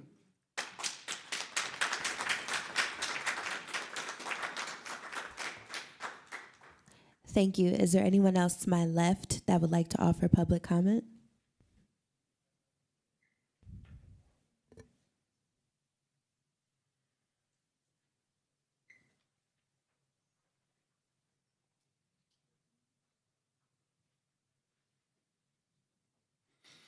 Hi, my name's Keith Bentz, and I'm from Allison Hill as well. I have come inside to let you know that we have had our first visit of ICE out front.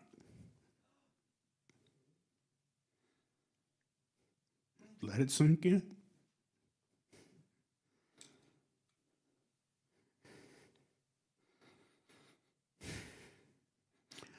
I have been down on Dairy Street last week and witnessed Harrisburg police officers in conjunction with an individual in an unmarked uniform, olive drag. Okay, didn't look like any of our people who do wear olive occasionally. So be aware.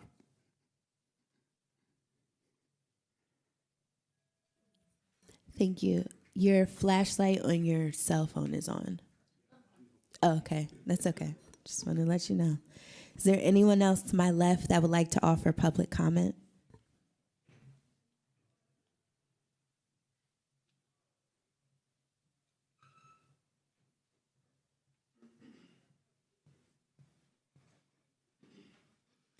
Hello. My name is Akira Luisa Solomon Nelson. I go to school at CASA in Strawberry Square. I'm speaking on behalf of Students Against Injustice. I wasn't going to speak tonight. I was just going to come. But after seeing everyone come up and set a great example on how we can work together to make things happen and make changes happen in our community, I just wanted to come up and just give my opinion again, like I have been, like you guys have known for the past few weeks. Students in Harrisburg are very scared of ICE. Students in Harrisburg are terrified of ICE. I know people that are scared to go to school. I know people that aren't going to school. I know people that have alternative rides to school than their parents because they don't want to bring their parents out into Harrisburg like that. It's disheartening, and it just shows that we as a community do not have it together. I can repeat what everyone has been saying, but I won't. I'm just going to tell you to please trust us, please listen to us. And I also just wanted to say that I am proud of the time that I have been sitting on these city council meetings. They usually run very peaceful. Maybe I've missed something because I usually don't stay to the end. But I don't know if I'm allowed to do this, but today I'm very disappointed on how this went. When I first walked in and we did the Pledge of Allegiance, I heard someone say foreigners behind me, referring to, I guess, the people that didn't stand up. It was completely disrespectful, and I don't understand why people just haven't gotten into their brain that we are all human, we are all one. I'm a student, I'm a teenager. I think that no grown man should be talking to anybody that way, nevertheless, a teenage girl that way. And I wish that in the future, everyone on every side can have more respect for each other. That's all. Thank you very much. Can you please state your address or the vicinity in which you live, just for our meeting record? I live on Fishing Creek Valley, right outside of Harrisburg, but I go to school in Harrisburg. Thank you. Thank you. Is there anyone else to my left that would like to offer public comment?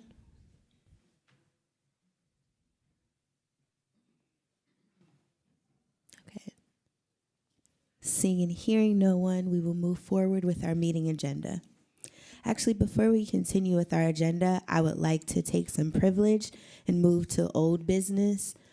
Given some of the public comments that were made, I would like to invite Mr. Mike Hughes, Tax and Enforcement Administrator for the City of Harrisburg, to briefly discuss the amusement tax.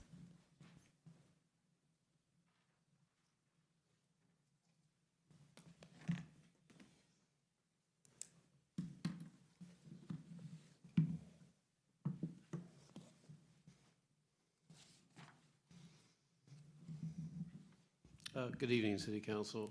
Good Mike evening. Hughes, Tax Administrator, longtime city resident, longtime city employee, Uptown Harrisburg. Before I start, I just do want to provide one clarification. Burger Yum is still open, 400 North 2nd Street, everyone. Thank you. Thank you. But Burger I Am is closed. has closed, correct? Correct. Which Thank you. leads me as a segue to the topic, facts, not Facebook. So we're going to talk about the facts and not just what we read on a Facebook page without obtaining the true information. So let's start with the amusement tax rate, 10% combined, 5% goes to the city, 5% goes to the school district. We collect for the school district, we remit that portion to them. This tax is a transitional tax, similar to sales tax. It's not on the venue, it's on the patron. The person coming to the door, the person purchasing the ticket, they are paying this tax. The venue is charged with remitting the tax, just like a sales tax. Just like any other type of withholding tax, it has to be remitted because it was taken from the patron or the taxpayer. So that's the truth on that particular issue. I would also like to just let people know, spend some time, do the research before you speak on a topic like what happened at last week's City Council meeting. There are public places you can go. Check the Dauphin County website. Check the PLCB liquor license status site. This is public information. You can find some interesting things there. Don't go by just what you've read in an article. You're seeing many numbers thrown out there in different media posts. Probably not the right numbers. So you shouldn't believe what you're reading either. We can't talk about specific tax numbers. That's between us and the taxpayer themselves. People were talking about the number of businesses closed. Sure, businesses are closing everywhere. It's a nationwide problem. Harrisburg, we do have our own unique challenges, but if you read and check social media, there's businesses closing every day. This week alone, World Cafe in Philadelphia closed for serious tax violations. They've been there a long time. Primanti Brothers just came out yesterday. These are chain restaurants closing. Duck Donuts, Hula Hands, Grateful Goat. I mean, the list goes on and on, and they're not city-based. It's happening everywhere. So let's not just say it's just Harrisburg. We're enrolling new businesses every day, and we're losing business, that's true. But it's not just a Harrisburg thing. That's what we need to be clear on. This morning, an article came out on Penn Live. Where did HMAC's money go? It's a very good question. I don't hear anyone giving that answer. They should be asking, is the current business model sustainable? That should be the question. So I would also like to point out there's other venues, other places, other outlets within the city. We have Club XL, the new Capital City Music Hall, Whitaker Center, the Forum, the Farm Show Complex, the Zembo, Scottish Rite. These are all venues that hold shows and concerts. We also have theater options. We have the Hack Rose Lehrman, we have the Kresge Theater, we have Open Stage, we have the Improv. So there are successful businesses out there. I think people really need to look at the whole picture and paint it not just on one thing that they read, but check out all the items involved. Check out past filings. I mean, there's a picture here. It's not just one item that you're talking about here. So I never met Chris. Sounds like a nice man, and we've heard lots of great stories tonight. I don't want to take that away from anyone. But we've been dealing with John Trainer for many years, many conversations, and the last couple of years we've been in contact with John many times, and we've had many conversations. Many promises were made, none were kept. I think that's all I have to say about this right now. So. No, thank you. I appreciate that clarity. So thank you for your participation this evening. Sure. Thank you. We will move forward with our meeting agenda. Next, we have the approval of the minutes for the legislative session that occurred on February 10th, 2026. Council members, are there any revisions to those meeting minutes? Okay, seeing and hearing none, the minutes stand approved. Next, we have the reports of committees. As I mentioned during our caucus, we have one sole committee report this evening that will be delivered by our Public Safety Chair, Councilwoman Green, on the work session of February 17th, 2026. Thank you, President Hill. I'll try to keep it brief, but also make sure I summarize the sentiments of everyone. During the work session of February 17th, the Public Safety Committee met to discuss Bill 1 of 2026, an ordinance amending Part 3 of the Administrative Code under Chapter 2-301, adding thereto Chapter 2-301, period 16, providing for a framework to restrict and otherwise limit city intervention in matters regarding immigration status. There was an enormous showing from the public to discuss this bill. Most residents and members of the public came out to support the legislation, but noted that they would like it to be stronger and to protect the residents of Harrisburg and everyone who frequents our city. We did have at least one resident who did not seem to support this bill. City council members spoke in support of the resolution, but were interested in hearing from the public. Council members noted that there will be more opportunities to amend the bill, such as tonight, and make it more consistent with the sentiments of the residents that they had expressed.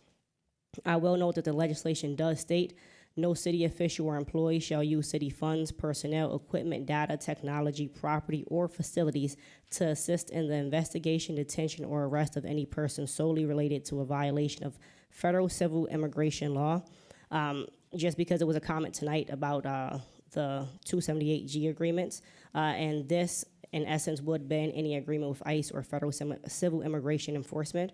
But after listening and hearing from everyone who came out, who emailed and called, I will be offering some amendments to this bill tonight, and I will ask my colleagues to support this resolution and its potential amendments.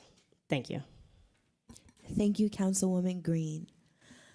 We have 3 ordinances for first reading. Bill 2 of 2026. Mr. Humphrey, could you please read it into the record?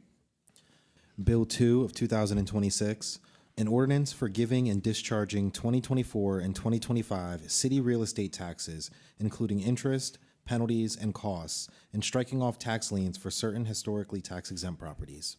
Thank you. Bill 2 of 2026 will move to the Administration Committee. Next, we have Bill 3 of 2026. Mr. Humphrey, could you please read it into the record?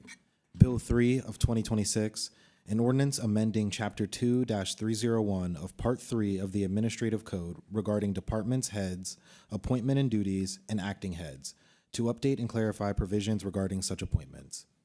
Thank you. Bill 3 of 2026 will also move to the Administration Committee. Our final ordinance for first reading is Bill 4 of 2026. Mr. Humphrey, could you please read it into the record? Bill 4 of 2026, an ordinance amending Chapter 9-301 of Title 9 of the Harrisburg City Code regarding the Municipal Waste, Recycling, and Composting Code, to authorize the identification and designation of business establishments for the placement of city-designated litter receptacles, hotspot cans, outside public exits, consistent with the findings of the Pennsylvania Litter Action Plan. Thank you. Bill 4 of 2026 will move to the Public Works Committee. We will now move to ordinances for amendment. We have Bill 1 of 2026. Mr. Humphrey, could you please read it into the record? Bill 1 of 2026, an ordinance amending Part 3 of the Administrative Code under Chapter 2-301, adding thereto Chapter 2-301.16, providing for a framework to restrict and otherwise limit city intervention in matters regarding immigration status. Thank you.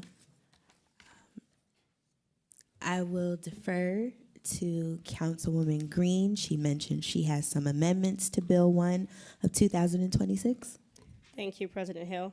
The first amendment I would like to offer is an amendment to add that all applications, questionnaires, and interview forms used in relation to city benefits, opportunities, or services shall be promptly reviewed by the pertinent city office, department, and bureau, and that any questions regarding citizenship or immigration status other than those required by ordinance, court order, or state or federal law shall be deleted within 60 days of the adoption of this chapter.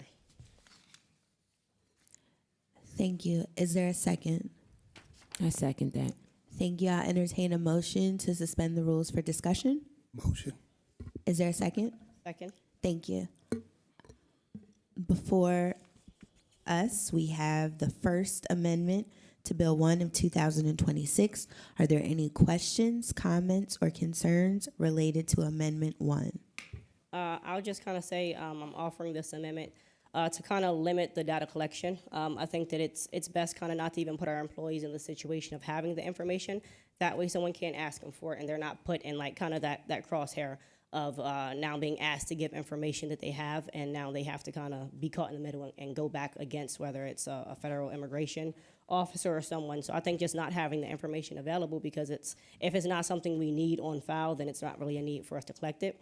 I don't think that there are many applications or interview questions or anything that the city uses at this time, but just kind of to make sure that if there are, that we go ahead and get those removed. Thank you. Are there any other questions, comments, or concerns related to Amendment 1? Okay, seeing and hearing none, I will entertain a motion to resume our legislative session. So move. Is there a second? Second. Thank you. So before us, we have Amendment number 1. Do you mind reading it again? I'm not sure Mr. Humphrey captured it. I read it slow the first For time. reference. But I would like to add that all applications, questionnaires, and interview forms used in relation to city benefits, opportunities, or services shall be promptly reviewed by the pertinent city office, department, and bureau. Any questions regarding citizenship or immigration status, other than those required by ordinance, court order, or state or federal law, shall be deleted within 60 days of the adoption of this chapter. I can send it to you too. Thank you. Is there a second? Second that. Thank you. Council members, are there any final questions, comments, or concerns related to Amendment number 1? Okay, seeing and hearing none, Mr. Humphrey, could you please call the vote? Ms. Davis? Yes. Ms. Green? Yes. Mr. Jones? Mr. Lawson? Yes. Ms. Rawls? Yes. Mr. Rodriguez? Yes. Ms. Hill? Yes. Amendment 1 passes by a vote of 6 yeas to 0 nays. Thank you. Councilwoman Green? I would like to offer a second amendment that is similar to the first, but it's kind of a little more overarching, just in case information will be stumbled upon accidentally. But it says the city shall not retain information related to an individual's citizenship or immigration status unless required to do so by state or federal law or court order. Thank you. Council members, is there a second? I second that. Thank you. I'll suspend the rule, or excuse me, I will entertain a motion to suspend the rules for discussion. So moved. Is there a second? Second. Thank you. Councilwoman Green, do you have any other comments? No, I think I kind of explained it. Okay. Are there any questions regarding Amendment 2? Okay, seeing and hearing none, I'll entertain a motion to resume our legislative session. So moved. Is there a second? Second. Thank you. So before us, we have Amendment number 2. Would you mind reading it again? The city shall not, the city shall not retain information related to an individual's citizenship or immigration status unless required to do so by state or federal law or court order. Thank you. Is there a second? Second. Thank you. So before us, we have Amendment number 2. Council members, are there any final questions, comments, or concerns? Yes, I have a question, President Hill. Yes. I was going to ask Mr. Grover, on the applications, when anyone applies for employment, is that a question whether they're a citizen? Every application under federal law has to fill out an I-9 form, which regards your immigration status. Okay.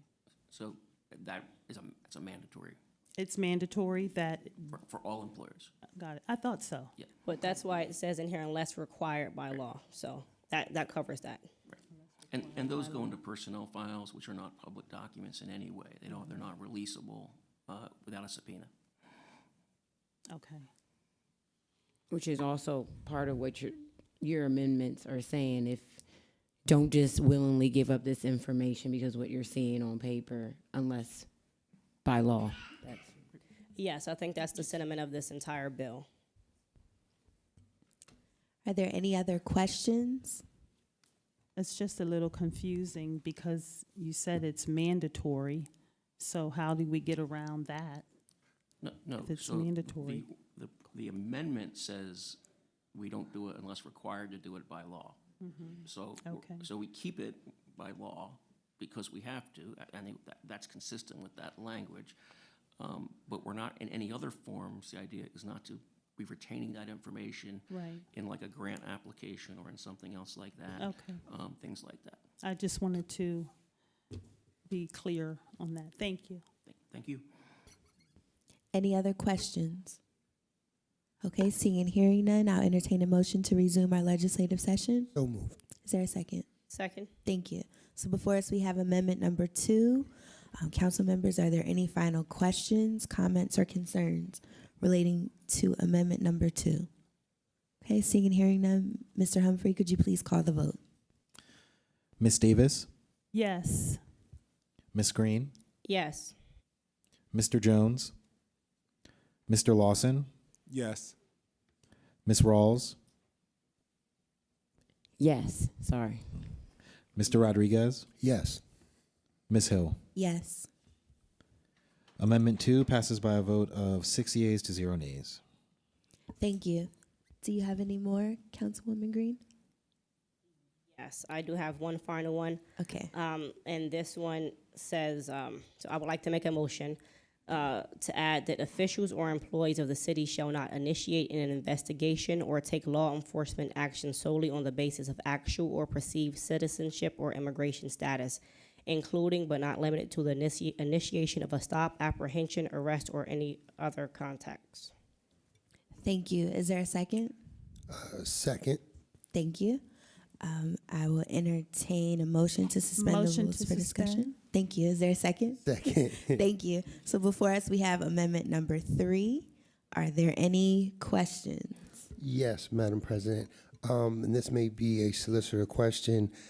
I'd like to see if we could amend the current amendment on the floor by adding some teeth to maybe something by way of if the individuals are let's say, I don't want to say caught, but seen doing these certain things, there needs to be some type of subpoena process, or they may have to come in front of council or some kind of just due if they are seen violating this amendment.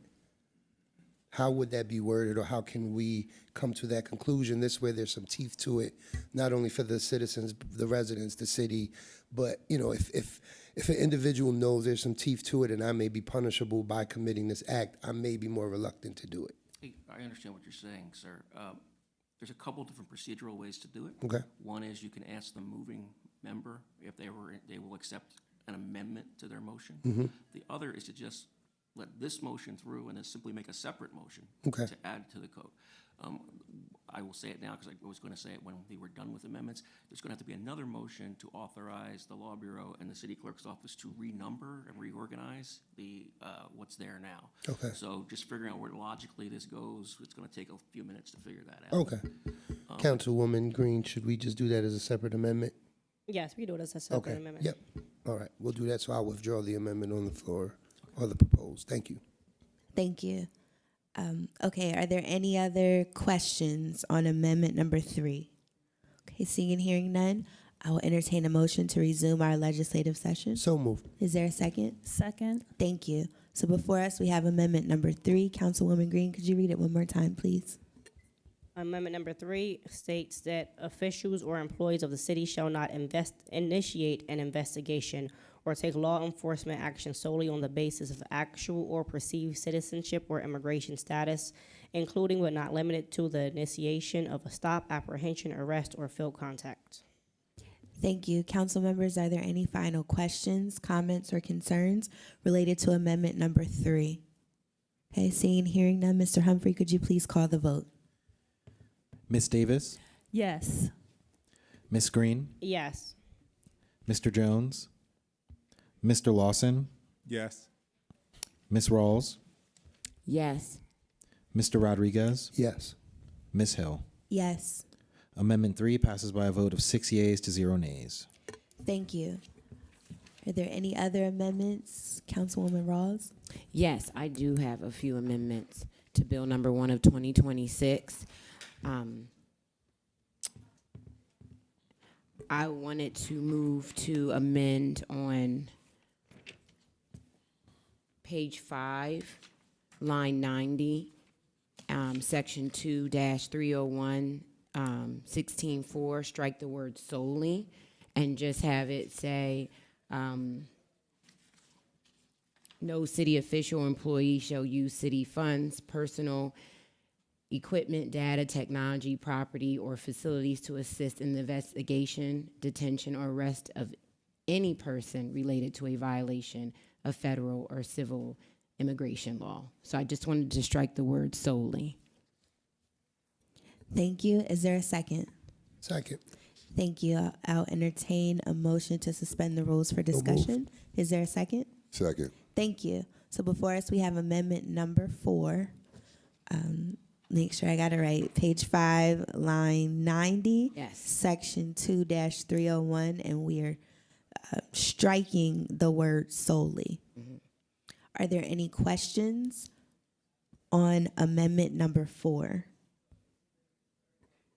Okay, seeing and hearing none, I'll entertain a motion to resume our legislative session. So moved. Is there a second? Second. Thank you. Councilwoman Rawls, would you mind restating your amendment because did we have a second? Yes. Okay. Okay. I will restate it. I Thank won't you. read the whole thing as I did, but I'll restate exactly what I want to strike. I want to strike on page 5, line 90, in section 2-301, strike the word solely. Thank you. Is there a second? Second. Thank you. Just wanted to make sure. Council members, are there any final questions, comments, or concerns related to amendment number 4? Okay, seeing and hearing none, Mr. Humphrey, could you please call the vote? Ms. Davis, Yes. Ms. Green, Yes. Mr. Jones, Yay. Mr. Lawson, Yes. Ms. Rawls, Yes. Mr. Rodriguez, Yes. Ms. Hill. Yes. Amendment 4 passes by a vote of 7 yeas to 0 nays. Thank you. Councilwoman Ross. Thank you. Yes, I just have two more. Also on page 5, but in section 2-301, 16.7, I wanted to strike the subsection C that says restrict any provision of 8 USC 1373, which restricts and otherwise governs the sharing of information. So I wanted to strike subsection C in its entirety, which references Title 8 of the United States Code, Section 1373. Thank you. Is there a second? Second that. Thank you. I would entertain a motion to suspend the rules for discussion. So moved. Is there a second? Second. Thank you. Before us, we have amendment number 5. Let me make sure I got it right. This is on page 5, section 2-301, and we are striking subsection C in its entirety. Yes. Okay. Are there any questions regarding amendment number 5?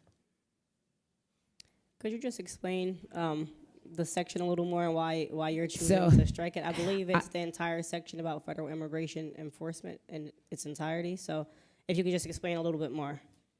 So when I was speaking with a member of CASA, it was unnecessary in its entirety of that portion, because everything else was already engaged with it. So they said that section wasn't. Okay. I don't know much about federal immigration enforcement, only a Me little either. bit. But they do. I do believe that there are certain individuals that the communication benefits, in the sense of if someone's a victim of a crime, the city of Harrisburg would need to communicate with federal agencies that that person was a victim of a crime, and it then allows them to apply for certain status in the U.S. So will that affect that? Will we not be able to share information if someone was like the victim of a crime? I was told no, but you know what? I'm going to get some more clarification, so I'm going to withdraw that. Okay. Solicitor Grover, do you have any feedback?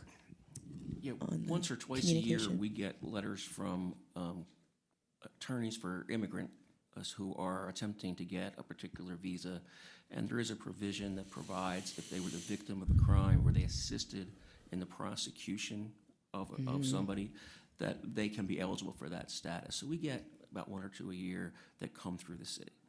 Okay. And so this is where it gets a little fuzzy, where you start, which thing are you doing? And frankly, we can't do anything about federal immigration law. It is what it is. But the obligations, I think, that we're trying to restrict are simply the ones that force or allow our participation as a local government with ICE's attempt to enforce civil arrest in our city. I'm going to withdraw that one. I'm going to get some more information on it. And like we said, we can always bring over more amendments. Frankly, we just borrowed it from someone else's ordinance. Right? That's what we did. So. Okay. And I just have one more, and this actually goes with a little bit more of what Ms. Green had brought forward with not giving out certain data, but this one is going to be talking about also allowing them access on property. So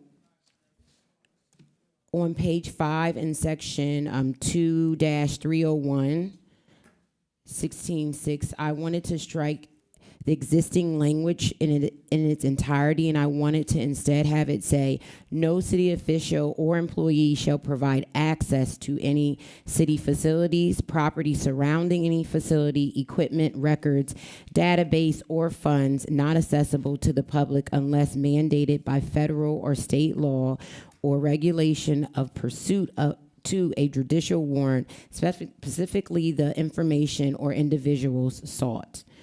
So I know that was something that was brought up about art facilities and property. So that's why I'm bringing that amendment forward. Okay, first let me entertain a motion to resume our legislative session because we stopped during the line of questioning. Oh, my apologies. That's okay. So moved. Is there a second? Second. Thank you. So Councilwoman Rawls, if you wouldn't mind reading your amendment again, and then we can get someone to second it. Yes, on page 5 in section 2-301, I wanted to strike the existing language in its entirety and replace it with the following. No city official or employee shall provide access to any city facilities, property surrounding any facility, equipment, records, database, or funds not accessible to the public unless mandated by federal or state law or regulation or pursuit to a judicial warrant, specifically the information or individuals sought. Thank you. Is there a second? Second. Thank you. I'll entertain a motion to suspend the rules for discussion. So move. Is there a second? Second. Thank you. Before us, we have the new amendment number 5. So that's page 5, section 2-301, subsection 16.6. Strike the existing language and add all of the language that Councilwoman Rawls mentioned. Are there any questions relating to the new amendment number 5? Is there a specification for the space around the facility? Mine was to say, the access on our, not a specification on it, but just saying the surrounding area. I think that was something community members are asking for and saying in the sense of not letting anyone on the property without a warrant. So that's where I was pushing to be able to place some type of language in there for that reason. Okay. Because I think that is what a lot of people are nervous about, of them coming into public areas, public facilities around any public government buildings without any warrants. Okay. That's why I wanted to put that in there. I'm sorry, it was a lot No, in that. I know, Did you it's say okay. around like non-publicly accessible areas, or just like including publicly accessible areas? I said city facility, so property surrounding any facility. So like it will ban them from coming out front. Yes. Okay. You All right. can't Yes. do that. I was gonna say, but if No, it's a public area, If you do that, if the government can do that, not just you, they can ban anyone from a public facility. I mean, you know what I'm saying? That's exactly. I do, but I can understand the fear of I understand what you're saying. I do. I'm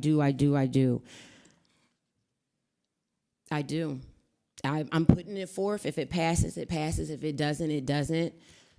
But I just Yeah, we just remember when we're doing these things that we're not going to put ourselves as a city in jeopardy of these lawsuits. You know, understand that. But I think the protection is there. Okay. As far as like he said, if you tell people, it's kind of like the mask, the shiesty mask. They wanted us to pass the bill, right? And I was like, I understand it, but we can't tell people what to wear, right? Now, if they enter the public facility, we can ban them from doing that, right? But yeah, you just got to be careful. And again, some of these things we're not going to get it all in one shot. Just let me say that, right? I think looking down the road again, because this thing is moving fast, so we just got to keep up the best way we can. I mean, I think there's nothing wrong other than that portion, that sentence or a few words.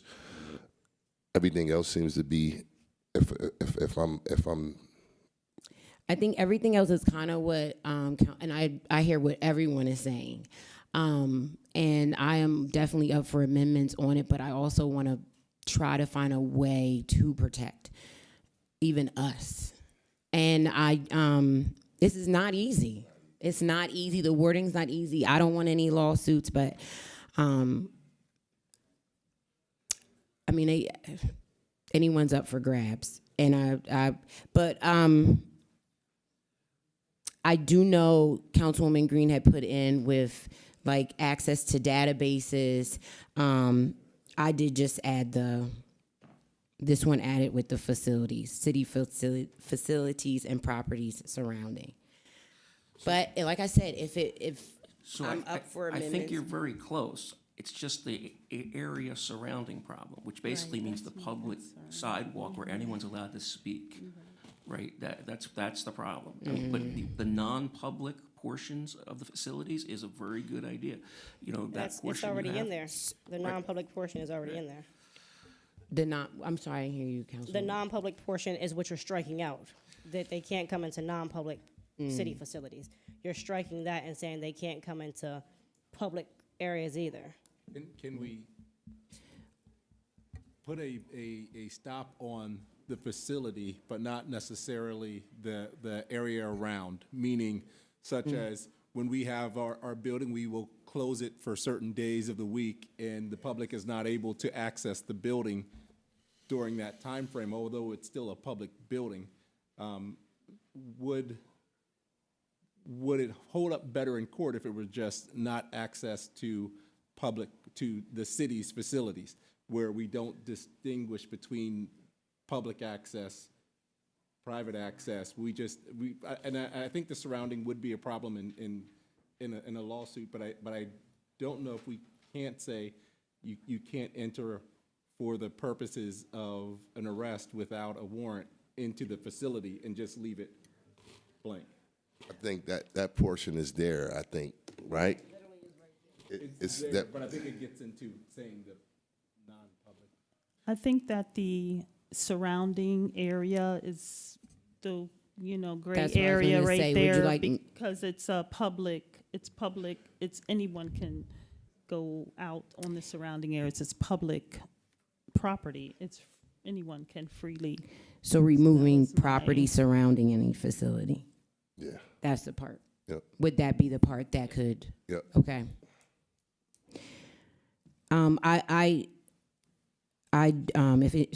Would I make that amendment to remove it? I'm fine with that, but I do want to find as we continue to amend it, I do want to find.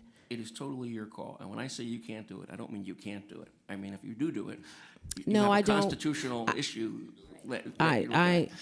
Yeah. No, and I understand that, and I don't want us to fall in any lawsuits. I'm just trying to find a way to protect us as a community. So And if I could it's just hard talk to follow a that. very big picture portion of this. Yeah. I mean, the reason you're doing this is because the federal government has gone down a path that is trampling on rights. And it's hard not to react back and come up with things to push back, but then you're also trampling on rights. And if any government can tell anybody here they can't be in a public area, that is Right. the same thing as martial law.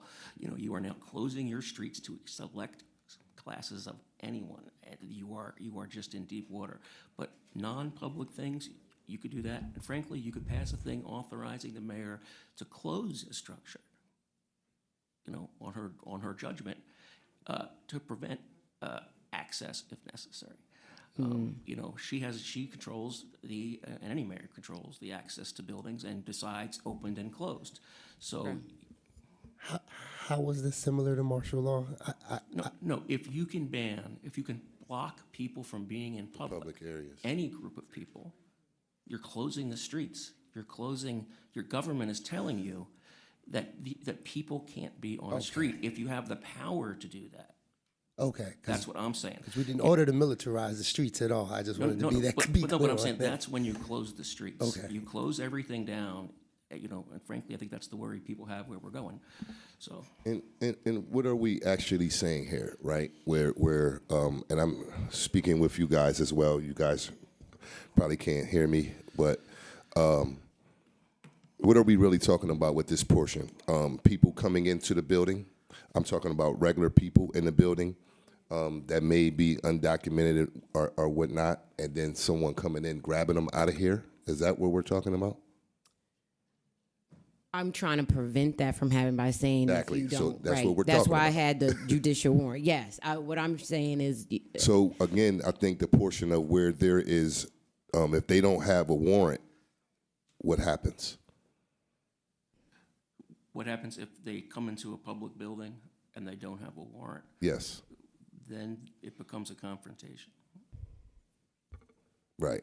So if they do have a warrant, They'd have to show it. You ask them to show a warrant. Anyone who comes in the building, you know, the building's not just walk through. They have to have a purpose to be here. They have to sign in. And I'm saying, so there, people show up here with subpoenas, warrants, all kinds of things for different things. But someone chasing someone in here or looking for someone would be a very unusual event. Yeah. But let's be clear, if ICE was to do that, there's no one in this building that's going to stop them from forcibly kicking these doors open, coming straight up to a floor they need to. We agree. There's no one in this building that's going to stop them or I think prevent that from happening. The real issue is going to be in the streets. Hypothetically. That's Yeah, I don't even, yeah. So I think, again, my recommendation, I would just say that surrounding area part until we can figure out another portion to put some protection around it. I think, that would work. I would agree with that as long as we find some way to find some protection around it. Because my thought is, I don't want them or anyone walking around the building trying to find people, and because that's what I'm nervous about too. So I was trying to find a way, but I understand, and I am fine for now until we find the language to take out property surrounding any facility, but I would still like to, so I will take that part out. So would you like me to?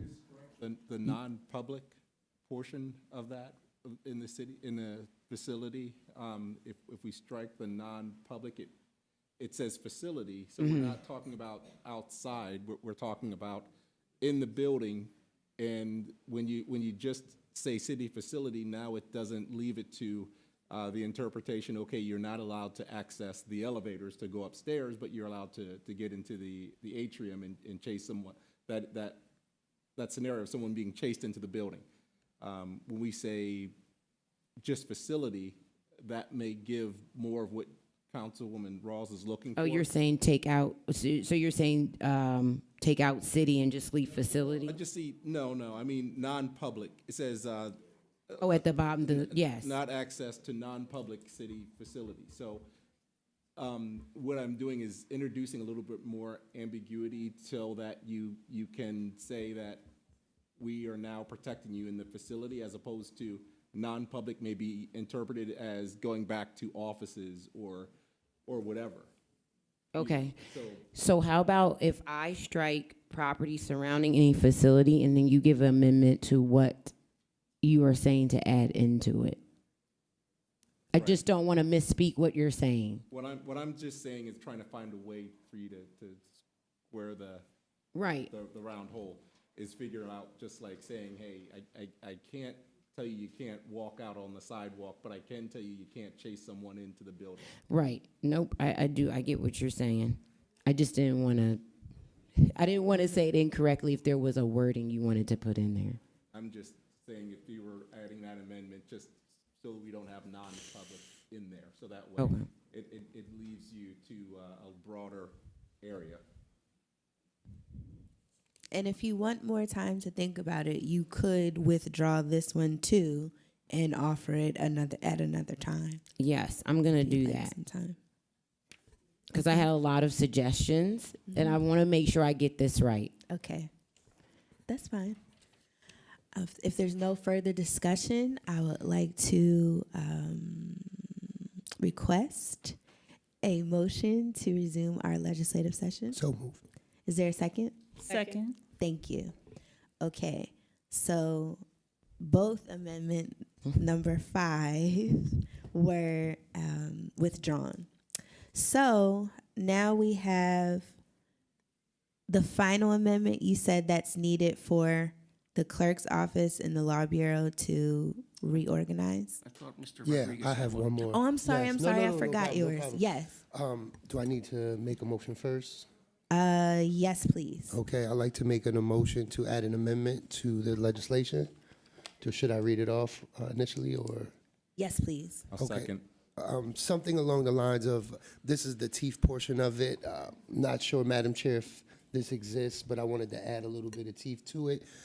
Something along the lines of any individual or entity within the Public Safety Department and or within the city of Harrisburg that does participate, engage, or unlawfully displays acts of immigration duties or collaboration shall be up for a 30-day review, and if found guilty, shall be punishable by either a fine or career displacement for violation of this ordinance. Something with teeth that will maybe or possibly prevent individuals from acting or engaging into these acts. Because I feel like without it, without some kind of mechanism where they'd be like, whoa, I'm not even getting involved in it, then we're running the luck and chance of it happening over and over. Just my thoughts. The motion was moved and Second. second, okay. Before we do that, can we just make it any city employee instead of specifically pointing out public safety and then saying city But employee? the public safety department or within the city of Harrisburg that does participate, engage, and I'm pretty sure the solicitor will kind of Okay. divulge I was how just it needs hoping to not be. to specifically point out public safety because that's police, fire, and codes. Yep. But we also have building and housing that Yep. does some of these questions and things. So I just think it's unfair to only point towards public safety I and didn't. then and then say everybody else. If we're saying everybody, I think we should So say just everybody. take public safety out Yep, and and then just say like any all city, employee, like yep, any employee. That city way employee. it's fair across Yep. the board to any employee that does it. Yep. That's fair. I'll entertain a motion to suspend the rules for discussion. So moved. Is there a second? Second. Thank you. So we have the third amendment, number 5. Solicitor Grover, do you have a response to the amendment on the floor? Should I reread I it? agree that there could be teeth in here. Mhm. I would suggest that would violate all 3 of our union contracts. Okay. Because you have the right to a due process hearing as a union member, Mhm. and from there, it's progressive discipline, depending what it is. So by opposing a discipline in an ordinance, you're basically wiping out that right, which we will lose that question. I don't have sitting here on the fly what a penalty could properly be. I'm happy to work with you to come up with one, Mhm. but it's kind of hard to do just off the top of my head. And I'd rather, I don't know, I don't want to say I'd rather ask for forgiveness than permission when it comes to this specific one, but I do understand your sentiments. I just don't want it to be that thing where we say we're going to build on this and it never happens. I understand Or what it's you're saying. 2028 and we're still talking about, I'm going to get back to you on that amendment.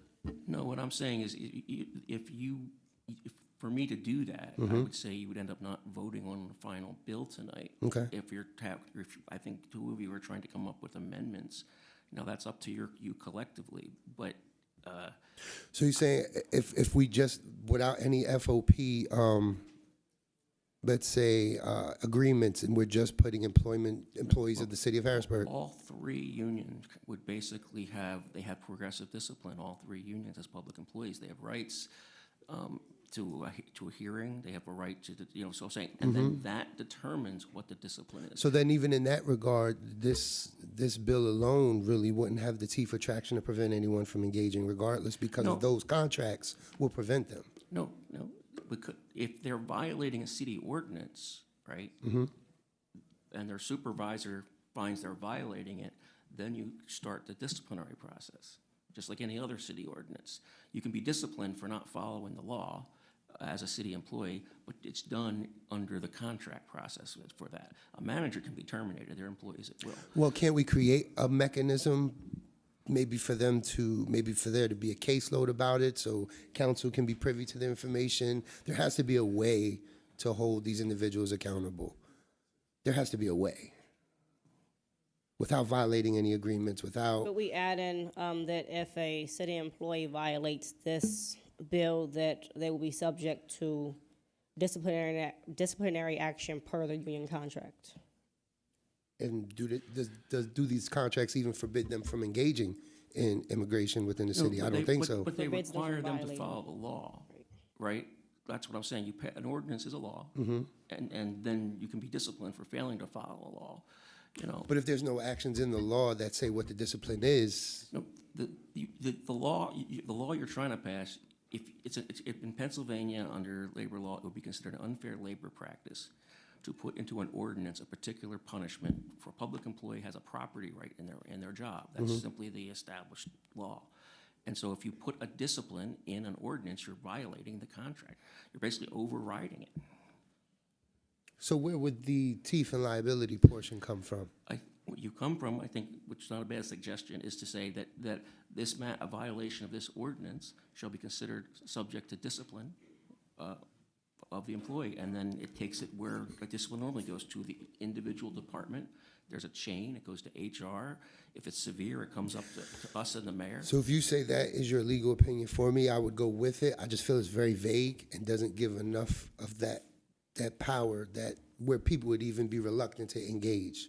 But if that's your legal opinion, I would have to go with it as a city solicitor. I just feel it's very vague, in my opinion.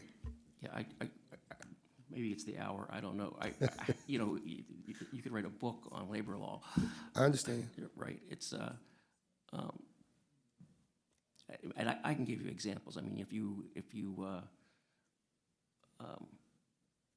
ran a stop sign and got caught at work, you broke a traffic law, you could be disciplined. I mean, there's a whole series of just normal But there's things. laws and accountability measures for running that stop sign. Right now, there is none for engaging in the immigration process. So it's two things. There's laws and accountability that aren't just with your employment. That's the vehicle code. That's the one form. So the employment is above and beyond that. It's a discipline in your job. Okay. You know, so that's where the union contract comes in, and you have the right to have a hearing, all those things as an employee for a discipline, that's where the wrinkles are here. So, Madam Chair, your advice was to add what? How did you want to word it again?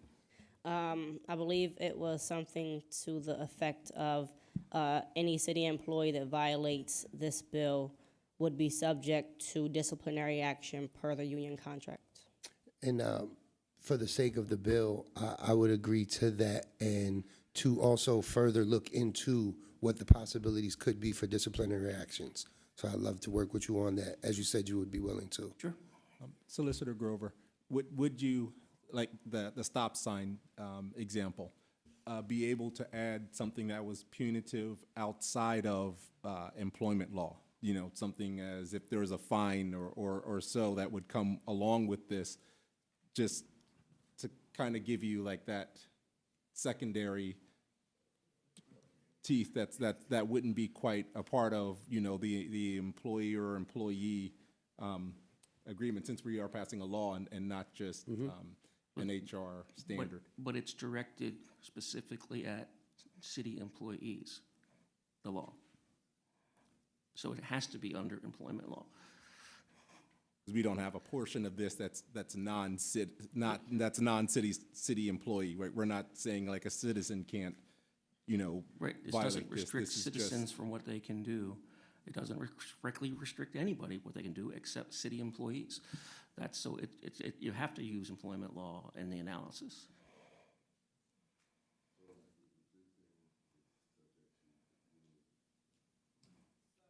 Councilman Rodriguez, if you're okay with that language, we can add that in and then look to strengthen it in the future. Yeah. But that way, something's in there to add that the at teeth least. to it currently, and we can get this bill passed. I'd be agreeing to that under the contingency of Solicitor Grover working with us to figure out what those measures and mechanisms can be moving forward without violation of any agreements, because I do understand that. But I've seen a lot of bills coming forward, but there's no real like power to enforce, right? They're just kind of bills. They're just there. And if people violate them, hey, sorry, it's kind of a tap on the wrist. I don't want this bill to kind of be that way. So I would agree to that, Madam Chair, and under the contingency that we could look forward and see what those measures could be. Yeah, and I definitely agree with you because, I mean, there are caveats in a lot of jobs where you hold sensitive information that if you step outside of your role in that job, right? And I think that's kind of what you're saying, that if you violate this, then you're stepping outside of what your job permits. So I think we definitely can look into that and see what we can get in there, because I can see how that can fit in there, that if you go outside of this and you hand over information that you're specifically told not to hand over as part of your job, then now you've stepped outside of the scope of your job. But somewhere in the parameters. Trust me, and I know the administration does a great job working on these agreements, and I by no means want to, degrade any FOP agreements by any way of public safety, but I do want, for some reason in my brain, I see some type of implementation, a mechanism to enforce this bill. I understand what you're saying. So, and if this gives you any comfort, well, if the bill is adopted, our office could send out an all-employee email that says this has been adopted. It regards the actions of city employees, and supervisors are hereby advised that a violation would be a disciplinary matter. And so there, it's in the record from the beginning that every supervisor knows that it's subject to discipline if they violate this. So yeah, I'll be to agreeance with that, Madam Chair. Thank you. And I think that city employee-wide email will be definitely needed because we keep looking at this as just public safety, but this also covers ASME employees that handle a lot of administrative paperwork and different things, and are engaging with residents on many levels. And we might want to make sure that they're aware of it too, because police fire codes might be a little more stringent on making sure that their employees understand all the caveats of this. But for instance, the person sitting at the front desk might not pay any attention to it, but they're also covered by the union as well, and they're also covered by this this bill as well. So we want to make sure all employees are aware of this being passed and what it means. So you said you're okay with that language? Absolutely. So do we need to amend the amendment? How does that work? Well, I just need to reword it, right? Right. You can restate it because we haven't So voted on restate it, it. so he doesn't need to withdraw it, or we don't have to vote it down. But I had one clarifying question before we resume the legislative session. So enforcement is outside of the purview of our role as council members, is that correct? That's correct. It's an executive function. Thank you. I just wanted to clarify that. I will entertain a motion to resume our legislative session. So moved. Is there a second? Second. Thank you. So before us, we have the third amendment, number 5. Councilman Rodriguez, did you want to restate your amendment? Within the language, Madam Chair may have to say it because my language wouldn't obviously pass. Okay. Because I understand we don't uphold or enforce, but we write Correct. the laws to be enforced. So if we write the laws very vague, there's nothing to be enforced. So I'm just trying to make sure there's a backbone to it. That's all. But as we always say, having something, bill number 1 of Absolutely. 2026, and we can always make amendments. Absolutely. Something in writing is Yep. what's always needed. Absolutely. Now, Councilwoman Green, do you want to offer this 5th amendment? Yes, I could offer it, or I could say it and you could restate it. However, whichever is easiest. But I believe it will read that any city employee who violates Bill 1 of 2026 in any part will be subject to disciplinary action per their governing union policy. Could I make one recommendation? Please. That you say anyone who violates Chapter 2-301.16 as opposed to Bill 1. I accept that change. Second. And there's a second. Okay. Are there any final questions on the third amendment, number 5? Questions, comments, or concerns? Councilwoman Davis. Thank you, President Hill. Okay, so turn my speaker off. Whenever this email goes out to all the city employees, will this chapter be depicted in the language there so that they know exactly what? It will be This- attached. It will be attached. The whole thing. So they It'll can be read it. converted when you adopt it. It goes to the mayor. She has 10 days to veto it or adopt it or do nothing, and it becomes law. It then comes back to the clerk, who puts it in ordinance form. And when it comes into ordinance form, it takes effect 20 days after that the mayor signs it. It becomes effective as a matter of law. So in that 20-day period, we end up with an ordinance. Once it's in ordinance form, we would then send that document to everybody. Okay, great, because it's important that everyone understands exactly what Bill 1 is, per se. So thank you for that. You're welcome. And all legislation that we vote on is shared with all city employees like the next day. So I just want to note that. Okay, any other questions related to the third amendment, number 5? Okay, seeing and hearing none, Mr. Humphrey, could you please call the vote? Ms. Davis, Yes. Ms. Green, Yes. Mr. Jones, Yay. Mr. Lawson, Yes. Ms. Rawls, Yes. Mr. Rodriguez, Yes. Ms. Hill. Yes. Amendment 5 passes by a vote of 7 yeas to 0 nays. Thank you. Now there's a 6th amendment that's needed for the reordering and the numbering of Yes, the bill. So basically, it would just be a motion to authorize the Law Bureau and the city clerk to reorganize and renumber the bill consistent with the amendments adopted. Okay, would anyone like to offer the amendment that Solicitor Grover just stated? You want to do it? I'd like to make a motion to offer the amendment and reorganize the bill And renumber, and renumber the bill, authorizing the clerk and the law bureau to undertake that task. authorizing the clerk and the law bureau to undertake the rewriting. So moved. Okay. Are there any questions related to amendment number 6? Okay, seeing and hearing none. Mr. Humphrey, could you please call the vote? Ms. Davis, Yes. Ms. Green, Yes. Mr. Jones, Yay. Mr. Lawson, Yes. Ms. Rawls, Yes. Mr. Rodriguez, Yes. Ms. Hill. Yes. Amendment 6 passes by a vote of 7 yeas to 0 nays. Thank you. Okay, so now before us we have Bill 1 of 2026 as amended. Are there any final questions, comments, or concerns related to Bill 1 of 2026 as amended? Okay. I'll just like to say thank you to everybody for coming out. Thank you to everybody for your input and just being patient with us as we work through the process. Thank you to all the council members for undertaking this, and thank you to the Law Bureau and the city in general for being a part of this process. I look forward to the mayor signing this into law and for us getting this on the books. Thank you. Are there any other comments? Yes. Yes, thank you.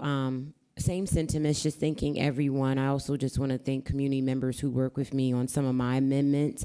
I will be looking over my last one just to find a way to protect our residents and workers within the buildings and surrounding areas. I think that's very important. I think a lot of residents spoke about that tonight, but of course, trying to do it in a way where we don't get involved in any lawsuits. The city, we don't want to lose any more money. And I think that is a big piece, and I do understand that, but I do look forward to working with council members and the Law Bureau and other patrons to figure out what we can do and how we do protect the facilities and surrounding areas of it, so people feel safe when they come to work and when they come here to do business within our city offices. So that is my reason for that, the amendment I gave, but I will find a way so that it is passed. So thank you. Thank you. Are there any other final comments on Bill 1 of 2026 as amended? Vice President Jones. Yes, thank you. I again would say thank you to council and the community, everyone that's coming out and trying to make sure that we're putting some protective measures around us. But I also will offer to the community as well to make sure that we as residents can also protect each other. There's not always just the law that's in place, because if all of these laws worked, if we're being honest, people wouldn't have illegal guns, right? We have laws in place that they can't carry guns. So we have to protect ourselves as a community, not always depending on government to do that. I want to make sure that we always make sure that we can stand arm in arm with each other and not always dependent on that. But again, I thank you for your patience, and we will continue to work on this as this grows, because I don't think it's going to slow down anytime soon. So those are my sentiments. Any other thoughts? Yes, Madam President, I just wanted to thank everybody for coming out, not this evening, but every evening leading up to this decision tonight. And it also showed and displayed how much more similar than we are than separate. Tonight, I like to think, although tensions may rise, we are living in the dream of Martin, the peace of Mahatma, the journeys of Marcus Garvey, so on and so on. And if everyone could just be this forward, this proactive when it comes to all city business, instead of just pertinent items that affect our front door, I think Harrisburg will grow into the beautiful place that we all know it truly is. So I look forward to seeing this building full of capacity every Tuesday night, and I thank you for the great works that everyone's done. Thank you. Thank you. So before us, we have one ordinance as amended for final passage, Bill 1 of 2026. As amended, Mr. Humphrey, could you please read it into the record? Bill 1 of 2026, an ordinance amending Part 3 of the Administrative Code under Chapter 2-301, adding thereto Chapter 2-301.16, providing for a framework to restrict and otherwise limit city intervention in matters regarding immigration status. Thank you, council members. Are there any other comments, questions related to Bill 1 of 2026 as amended? Okay, seeing and hearing none, Mr. Humphrey, could you please call the vote? Ms. Davis, Yes. Ms. Green, Yes. Mr. Jones, Yay. Mr. Lawson, Yes. Ms. Rawls, Yes. Mr. Rodriguez, Yes. Ms. Hill. Yes. Bill 1 of 2026 passes by a vote of 7 yeas to 0 nays. Thank you. Next, we have resolutions. Resolution 10 of 2026. Mr. Humphrey, could you please read it into the record? Resolution 10 of 2026, a resolution authorizing the City of Harrisburg to negotiate and enter into a lease agreement with Lamar Advantage GP Company, LLC, for the purpose of constructing and maintaining a billboard on a portion of city property fronting Paxton Street, located at 1812 Paxton Street. Thank you. Resolution 10 of 2026 will move to the Public Works Committee. Next, we have Resolution 11 of 2026. Mr. Humphrey, could you please read it into the record? Resolution 11 of 2026, a resolution authorizing the City of Harrisburg to negotiate and enter into a lease agreement with Lamar Advantage GP Company, LLC, for the purpose of constructing and maintaining a billboard on a portion of city property fronting I-83, located at 1812 Paxton Street. Thank you. Resolution 11 of 2026 will also move to the Public Works Committee. Next, we have Resolution 12 of 2026. Mr. Humphrey, could you please read it into the record? Resolution 12 of 2026, a resolution authorizing the City of Harrisburg to negotiate and enter into a lease agreement with Lamar Advantage GP Company, LLC, for the purpose of maintaining an existing billboard on a portion of city property located along South Cameron Street, north of the intersection of Magnolia Street. Thank you. Resolution 12 of 2026 will move to the Administration Committee. Next, we have Resolution 13 of 2026. Mr. Humphrey, could you please read it into the record? Resolution 13 of 2026, a resolution authorizing the City of Harrisburg to negotiate and enter into a lease agreement with Lamar Advantage GP Company, LLC, for the purpose of maintaining an existing billboard on a portion of city property located along South Cameron Street, south of the intersection of Magnolia Street. Thank you. Resolution 13 of 2026 will move to the Administration Committee. Next, we have Resolution 14 of 2026. Mr. Humphrey, could you please read it into the record? Resolution 14 of 2026, a resolution authorizing the City of Harrisburg to negotiate and enter into a lease agreement with Lamar Advantage GP Company, LLC, for the purpose of maintaining an existing billboard on a portion of city property located along South Cameron Street near the intersection of Elliott Street. Thank you. Resolution 14 of 2026 will move to the Administration Committee. Our final resolution this evening is Resolution 15 of 2026. Mr. Humphrey, could you please read it into the record? Resolution 15 of 2026, a resolution ratifying and approving the 2026 through 2028 Basic Labor Agreement between the City of Harrisburg and Local 521, American Federation of State, County, and Municipal Employees, Council 13. Thank you. Resolution 15 of 2026 will move to the Administration Committee. We heard old business earlier. Is there any new business for discussion, council members? I have something, President Hill. Yes. I would just like everyone, all residents, to remember to go on to the website is hbgsurvey.com. That's hbgsurvey.com. It's a site where you can give your perspective on downtown Harrisburg.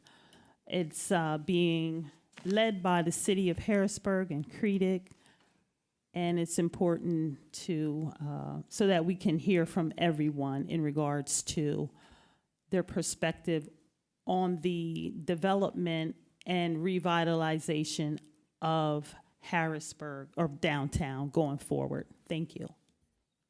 Thank you. Is there any other new business? Okay, I just have one item before we close. Just wanted to again acknowledge Black History Month. The theme for 2026, according to the Association for the Study of African American Life and History, is a century of Black history commemorations. So the first Negro History Week was established in 1926 by Dr. Carter G. Woodson. Later, he and his fraternity brothers of the Omega Psi Phi Fraternity Incorporated expanded to Negro History Week and now to what we know as Black History Month.